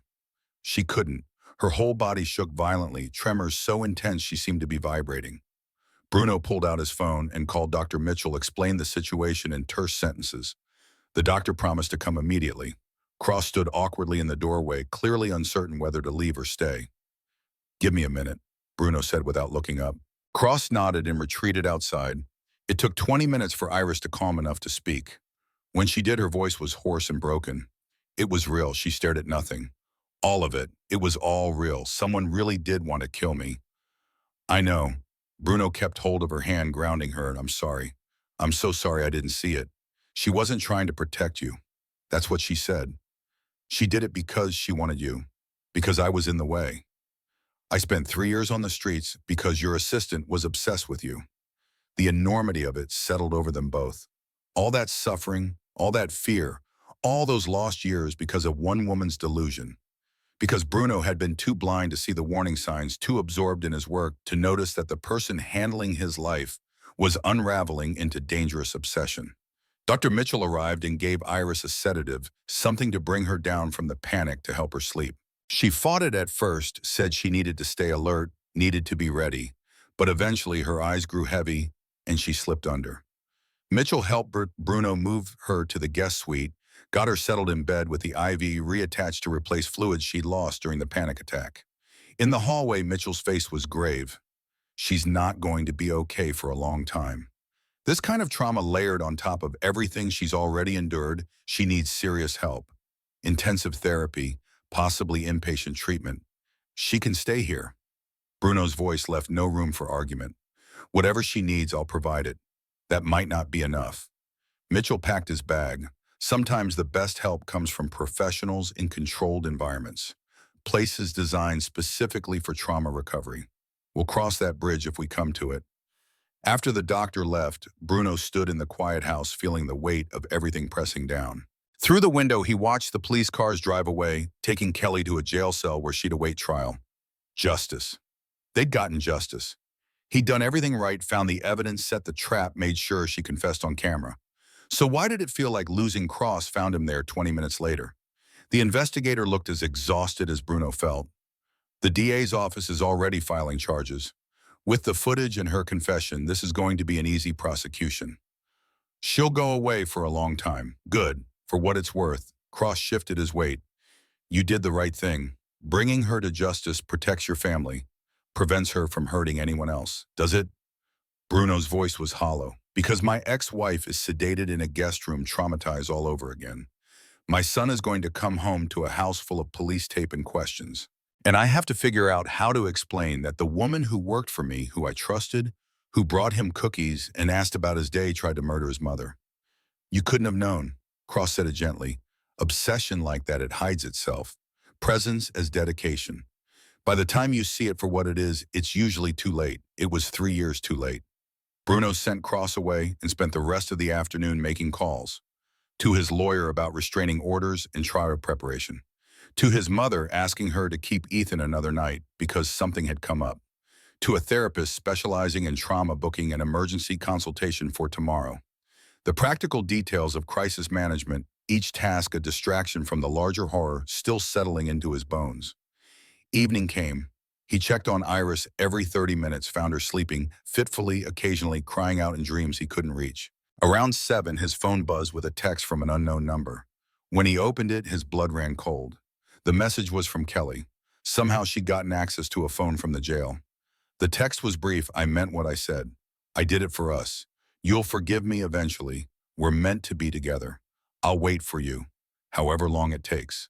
Bruno blocked the number immediately and forwarded the message to Cross, to the DA's office, to everyone who needed to know that Kelly's obsession hadn't ended with her arrest. Then he turned off his phone and sat in the darkness of his living room, trying to understand how he'd been so blind. The signs had been there, Kelly volunteering to work late when he did. The way she'd seemed to know his schedule better than he knew it himself. How she'd become visibly tense whenever he mentioned Iris in those first months after the divorce. The small gifts, expensive coffee, his favorite Scotch tickets to events she knew he'd enjoy. He'd interpreted it all as exceptional dedication. Outstanding professional behavior. Never once had he considered it might be something darker. Upstairs, a door opened. Footsteps on the stairs, soft and uncertain. Iris appeared in the doorway wrapped in a blanket, hair tangled from sleep, eyes still foggy from the sedative. Couldn't stay down. Her voice was rough. Kept dreaming she was coming back. She's in jail. Bruno turned on a single lamp, keeping the light low. She can't hurt you anymore. Can't she? Beatrice moved into the room, carefully lowering herself onto the couch. She knew everything about your life, your security codes, where Ethan goes to school. Everything. What if she has friends on the outside? What if this isn't over? The same fears had been circling Bruno's mind. Cross is setting up additional security. Cameras at Ethan's school, extra patrols in the neighborhood. We're going to be vigilant. For how long? Iris pulled the blanket tighter. A month, a year, forever. When do we get to stop being afraid? Bruno had no answer. They sat in silence, broken only by the house settling the distant sound of traffic, the ordinary noises of a world that felt anything but ordinary. After a while, Iris spoke again. I need to leave. Her voice was flat, decided. Take Ethan somewhere far away. Change our names. Start over where she can't find us. No. Bruno's voice was firm. Running didn't work before. It won't work now. We stay. We rebuild. We prove that she didn't win. She already won. Iris met his eyes. She took 3 years of my life. 3 years of my son's childhood. She made me so afraid I forgot how to be human. That's winning. Then we take back what she stole. One day at a time. Starting tomorrow. Tomorrow. Iris laughed bitterly. Tomorrow I wake up and remember all over again that the nightmare was real. That I was right to be terrified. That someone really did want me dead, and for the stupidest, most senseless reason imaginable. She wanted you, so I had to disappear. My entire life destroyed because of someone else's delusion. Her voice broke on the last word. Tears started falling silent and endless, and Bruno moved to sit beside her. She collapsed against him, sobbing into his shoulder with the kind of grief that came from somewhere deep and primal. He held her while she shattered, offering presence in the absence of words that could fix this. Time passed. Iris's crying eventually subsided to occasional hitches in her breathing. She pulled back slightly, wiping her face with the edge of the blanket. I don't know how to do this. Her voice was small, lost. I don't know how to be here. How to be his mother. I missed everything important. Then we figure it out together. Bruno kept his voice steady. I don't have answers either. But maybe that's okay. Maybe we start from where we are instead of where we wish we were. Where we are is broken. Then we work with broken. We don't have to be fixed to move forward. Iris looked at him with those haunted green eyes that had seen too much darkness. What if I can't? What if the fear never goes away? Then we learn to live with it. Bruno said it simply, honestly. Fear doesn't have to win. It just has to be survivable. They sat together in the dim lamplight, two people held together by shared history and shared damage, trying to find footing in a world that had proven unsafe. Outside, night deepened.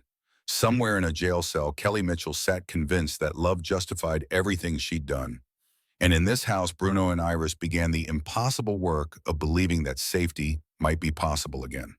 Tomorrow would bring new challenges. Ethan coming home to change circumstances. Therapy sessions, legal proceedings, the long road of recovery that would take months or years. But tonight they simply existed in the aftermath, damaged but present, afraid. But together, the storm had passed. Now came the harder work of learning how to rebuild in the wreckage it had left behind. The days that followed Kelly's arrest blurred together in a haze of police statements, legal consultations, and carefully controlled chaos. Bruno brought Ethan home to a house that felt different, charged with invisible tension the boy couldn't name but clearly sensed. His son became quieter, more watchful, asking questions Bruno didn't know how to answer. Why were there new cameras? Why did that lady get taken away by police? Why did Iris cry so much? Iris herself retreated into something that looked like survival, but felt closer to surrender. She attended her first therapy session 3 days after the confrontation, returning hollow-eyed and silent. Dr. Reyes, the trauma specialist Bruno had found, called afterward to warn him the road ahead would be measured in years, not months. PTSD didn't heal on convenient timelines. Recovery wasn't linear. There would be setbacks, relapses, moments where the progress they'd made seemed to evaporate overnight. She needs space to process. Dr. Reyes's voice had been gentle but firm. Pushing her toward normalcy too quickly will backfire. Let her set the pace, so Bruno gave her space.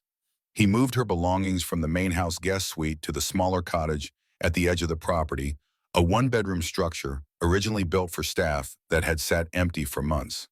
Iris seemed to breathe easier, with walls between her and the family, with a door she could lock with distance that felt like safety, even if it was an illusion.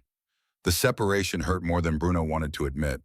Having her close but untouchable, present but unreachable, felt like a special kind of torture. He'd catch glimpses of her walking the garden paths in the early morning, shoulders hunched against cold that seemed to come from inside her bones rather than the weather.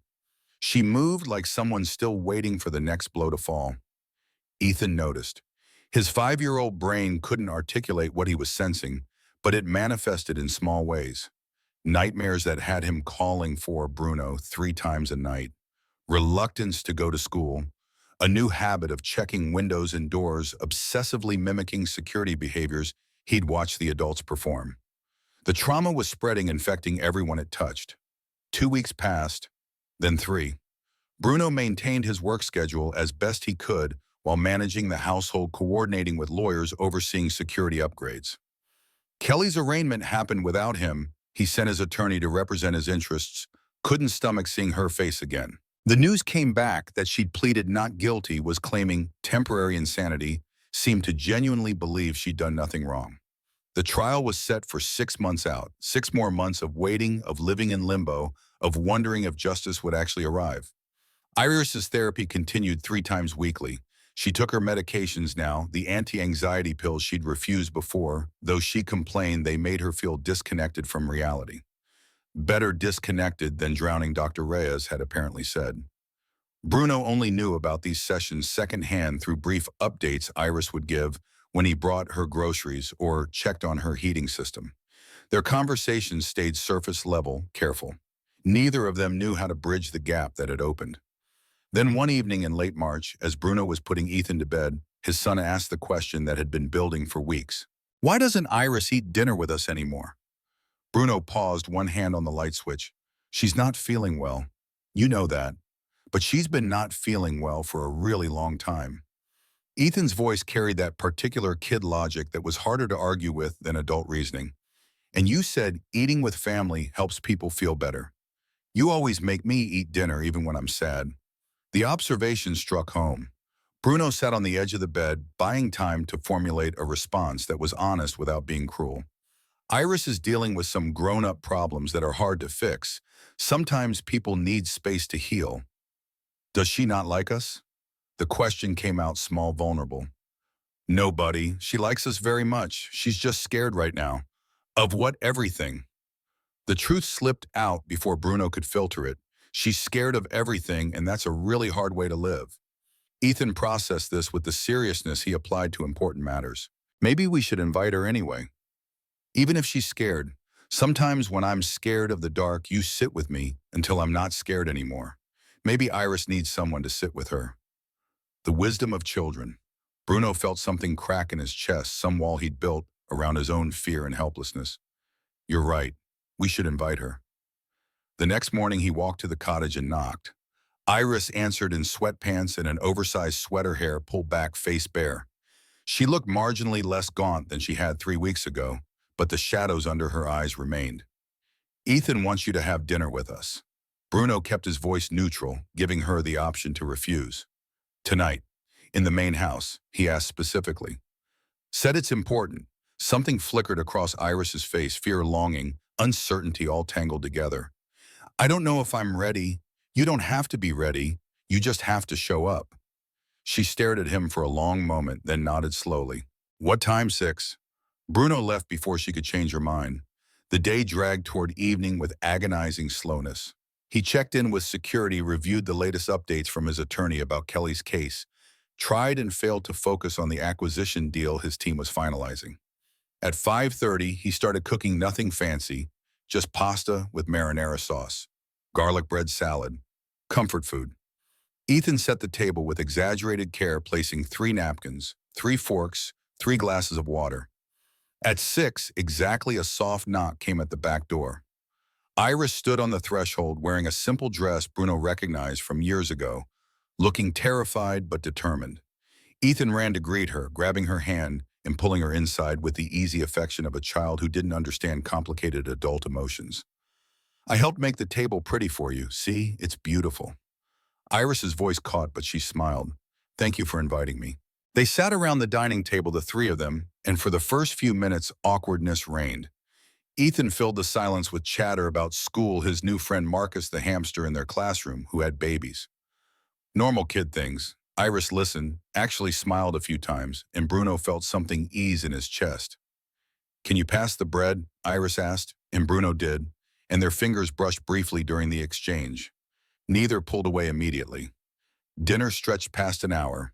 Ethan asked if Iris wanted to see his room, and after a glance at Bruno for permission, she nodded. They disappeared upstairs, and Bruno heard his son's excited voice explaining his elaborate Lego city. 20 minutes later, they came back down, Iris's eyes red, but her expression softer than he'd seen in weeks. He's wonderful, she said it quietly, standing in the kitchen doorway. You've done such a good job with him. Bruno corrected, we made him. He's got your eyes, your smile, your kindness. That didn't come from me. I wasn't here. Iris's voice dropped. All the things that matter, the daily work of raising him, you did that alone. You did what you thought would keep him safe. Bruno set down the dish he'd been drying. That counts for something, does it? Or did I just traumatize him differently? Make him feel abandoned instead of threatened. Before Bruno could answer, Ethan reappeared wanting a bedtime story. He looked between the adults hopefully. Will you read to me, Iris? Both of you. They ended up in Ethan's room. One parent on each side of the bed taking turns reading pages from the Velveteen Rabbit. Ethan's head lolled against Iris's shoulder as sleep claimed him, and she froze, afraid to move and break the spell. Bruno helped ease their son down onto his pillow, pulled the covers up. They slipped out together, leaving the door cracked and the nightlight glowing. In the hallway, Iris leaned against the wall, eyes closed. Thank you for tonight, for letting me be part of his routine. He's your son. You don't need permission. Don't I? Iris looked at him directly for the first time all evening. I left. I gave up my rights. Just because the reasons were complicated doesn't change what I did. Then take them back. Bruno kept his voice steady. Have dinner with us, every night. Be his mother again. I don't know how. Neither did I when you left. I learned. You can too. They made it a routine after that. Dinner together most nights, then story time, gradually rebuilding the rhythm of family. Iris still retreated to the cottage afterward, still needed that separation, but the hours they spent together increased week by week. Bruno watched her with Ethan, saw how carefully she moved, how she savored every mundane moment as though it might be her last. She was learning to be a mother to a child who'd grown beyond her memory of him, and it was both beautiful and heartbreaking to witness. April arrived with unpredictable weather. Warm days that promised spring, then sudden storms that felt like winter's last gasp. On one of those storm days, Ethan was at a friend's house for a sleepover, and Bruno found himself alone in the mansion with Iris, who'd come for dinner and stayed to help clean up. Rain started around 8, gentle at first, then building to a downpour that hammered the windows with impressive force. They were in the living room when the first crack of thunder shook the house. Iris jumped violently, the coffee cup in her hand spilling across the table. She was on her feet instantly, backing toward the wall, and Bruno recognized the panic attack beginning before she did. It's just thunder. He kept his voice calm, approaching slowly. You're safe, you're here with me. But Iris wasn't hearing him. Her eyes had gone distant, unfocused, breath coming in sharp gasps. Another boom of thunder, and she flinched like she'd been struck. I can't do this. The words tumbled out frantic. I thought I could, but I can't. It's too much. It's all too much. She turned and ran. Bruno went after her without thinking, grabbing his jacket from the hook but not bothering to put it on. Iris was already out the front door by the time he cleared the foyer, disappearing into the storm, with no coat, no shoes, just blind animal panic driving her into the night. Rain hit him like a wall, instantly soaking through his clothes. He could barely see through the downpour, but he caught movement near the fountain, a dark shape stumbling through the darkness. He ran, shoes slipping on wet grass, and caught up as Iris reached the gate that led to the street. Iris, stop! She spun on him, and the look in her eyes was pure terror. Let me go. I have to go. I'm going to hurt you. I'm going to hurt Ethan. Everything I touch turns toxic. That's not true. Bruno gripped her shoulders, solid and real through the rain. Look at me. That's not true. Yes, it is. Tears mixed with rainwater on her face. I left him. I abandoned my baby. What kind of mother does that? What kind of person chooses to suffer on the streets instead of fighting to stay with her child? A terrified one. Bruno had to shout over the storm. A person who thought she was protecting the people she loved. You made the wrong choice, but you made it out of love. It doesn't matter. The damage is done. He's going to grow up knowing I wasn't there, knowing I chose to leave. You don't have to fix it alone." Bruno pulled her closer, making her focus on his face. "You never did. That was the mistake we both made. You thought you had to handle everything yourself, and I was too blind to see you were drowning." Iris's hands clutched at his jacket, fingers desperate for something to hold on to. "I'm so tired, Bruno. I'm so tired of being afraid, of feeling broken, of waking up every day and having to remember all over again that the nightmare was real." "Then stop trying to be normal." Bruno's voice was fierce. "Normal is overrated. Just try to be here. Present. That's enough." "Is it?" Iris searched his face. "Is being a mess enough? For me it is. Always has been." They stood in the rain, both drenched and shaking, the storm raging around them. Thunder rolled overhead, but Iris didn't flinch this time. She was too focused on Bruno's face, on the truth she saw written there. "I never stopped loving you." The confession fell from her lips like something she'd been holding back too long. "Through everything, through all the fear and the pain and the years of running, I never stopped. I never stopped either." Bruno admitted what he'd been denying for 3 years. "I tried. God knows I tried. But I couldn't. You're woven into every part of me." "What do we do now?" "We start over.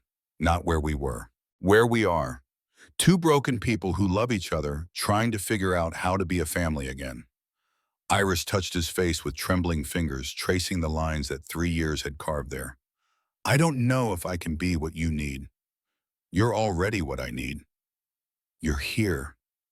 You're trying. That's everything." He kissed her, then soft and careful, like something precious he'd thought lost forever.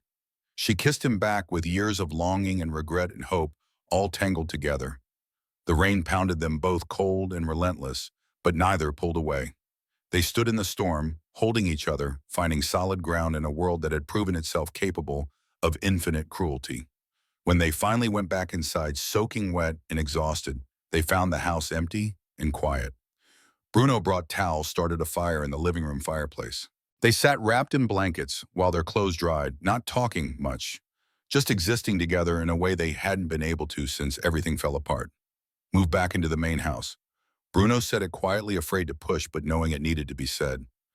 "Take the room down the hall from mine. Not the guest suite. A real room. Your room."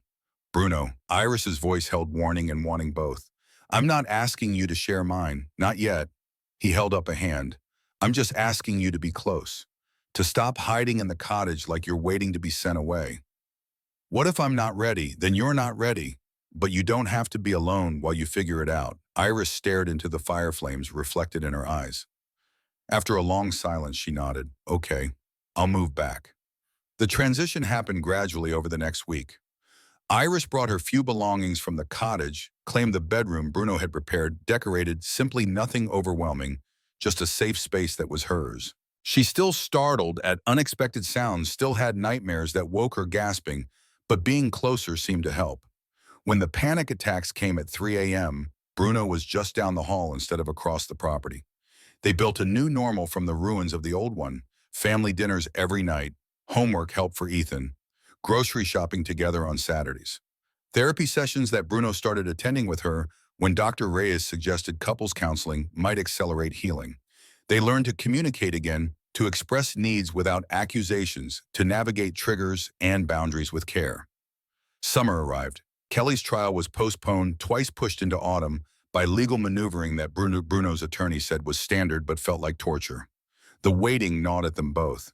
But life couldn't pause indefinitely for justice to arrive, so they kept moving forward. One evening in June, Bruno took Iris and Ethan to the park. It was golden hour, the lights soft and warm, families scattered across the grass, flying kites and throwing frisbees. Ethan ran ahead to the playground, all energy and joy. Bruno stopped by a bench overlooking the lake, turning to Iris. "I have something to ask you." He pulled a small box from his pocket. Iris's eyes went wide. "I'm not asking you to marry me." Bruno opened the box to reveal a simple silver band. Nothing like the elaborate diamond he'd given her 7 years ago. "Not yet. You're not ready, and honestly, neither am I. But I want you to have this as a promise that I choose you. Today, tomorrow, every day after. no matter how hard it gets. Iris's eyes filled with tears. You don't have to answer now. Take your time. Yes, the word interrupted him, fierce and certain. Yes, I choose you too, every day. Bruno slipped the ring onto her finger. It fit perfectly and pulled her close. Across the park, Ethan waved from the top of the slide, completely unaware that his parents had just promised themselves to each other again. They waved back, and Iris leaned into Bruno's shoulder, and for the first time in longer than either could remember, the future felt like something other than threat. 3 months later, they did get married. The ceremony was small, intimate, held in their garden on a September afternoon when the leaves were just beginning to turn. 20 guests, no elaborate production, just two people promising to choose each other through the messy, complicated reality of life. Bruno's mother attended, tears streaming down her face as she apologized to Iris for years of coldness and judgment. Ethan served as ring bearer, beaming with pride, still not entirely clear on what was happening, but thrilled to be part of it. Dr. Reyes came, and Richard Cross and a handful of friends who'd stood by them through the worst. The vows were simple. No grand gestures or flowery language. Just honest promises to show up, to stay present, to work through the damage together. When the officiant pronounced them married, Ethan cheered louder than anyone, and laughter rippled through the small gathering. It felt right, real, built on truth instead of fantasy. After the ceremony, while guests mingled over champagne and hors d'oeuvres, Bruno found Iris standing alone by the fountain. She held an envelope unopened, her expression unreadable. What's that? Came in the mail this morning. Iris turned it over, showing him the return address. From Kelly, from the jail. Bruno's stomach clenched. Do you want me to throw it away? No, Iris's voice was steady. I think I need to read it. Not for her, for me. She opened the envelope, carefully unfolded a single page of neat handwriting. Bruno watched her face as she read, saw emotion shift, anger, sadness, something that might have been pity. When she finished, she handed it to him without comment. The letter was brief, Iris. I'm writing this from a place that has given me time to think. Too much time, maybe. My lawyer says I'll be here for at least 10 years, possibly more. That's what attempted murder gets you, apparently, even when you were just trying to fix things. I want to say I'm sorry, but I'm not sure that's true. I'm sorry you suffered. I'm sorry for what I put you through. But I'm not sorry for loving Bruno, for seeing what you two could have been if you'd just stepped aside. Maybe that makes me a monster. The therapist they make me see certainly thinks so. I don't expect forgiveness. I don't even know if I deserve it. But I wanted you to know that I see now what I couldn't see. Then love isn't supposed to hurt other people. It took losing everything to understand that. I hope you find peace. I hope Bruno finds happiness. I hope your son never learns what his parents' assistant did to his mother. Some stories are better left untold. Kelly. Bruno folded the letter, handed it back. How do you feel? Iris was quiet for a long moment, staring at the fountain's rippling water. Sad. Not for her, she made her choices, but sad that it happened at all.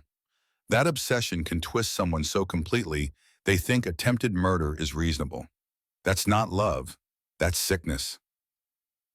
Are you going to respond eventually?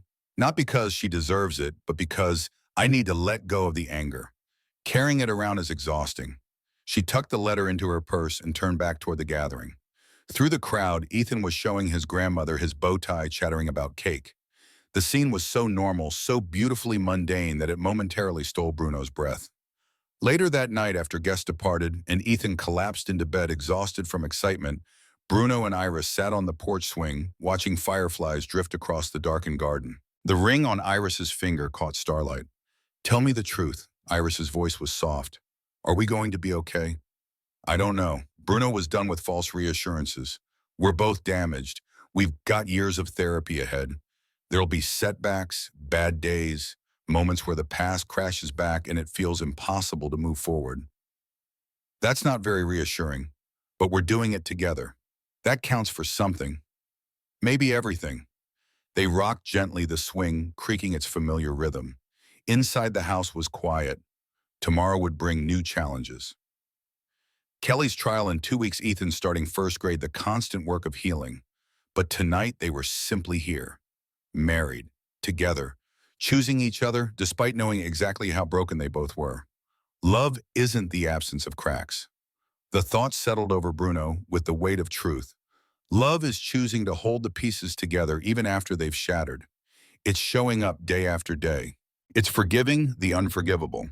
It's believing that broken things, when mended with care, can be stronger than they were before. Beside him, Iris seemed to sense his thoughts. She took his hand, threading their fingers together. Sometimes the most beautiful stories are the ones that had to fall apart before they could truly begin. Her voice carried a hard-won wisdom. We lost years. We suffered. But look what we built from the rubble. Ethan appeared at the screen door, sleepy and confused. I can't find my stuffed bear. They went inside together, the three of them, to search for the missing toy, found it wedged between the headboard and wall. Ethan clutched it tight, already drifting back to sleep. Iris stroked his hair, and Bruni watched them both, his son, his wife, his family, and felt something settle in his chest that had been restless for years. Tomorrow the sun would rise. Life would continue with all its complications. But tonight they'd survived. They'd chosen each other. They'd built something real from ashes and terror and loss. That was enough. Maybe it was everything.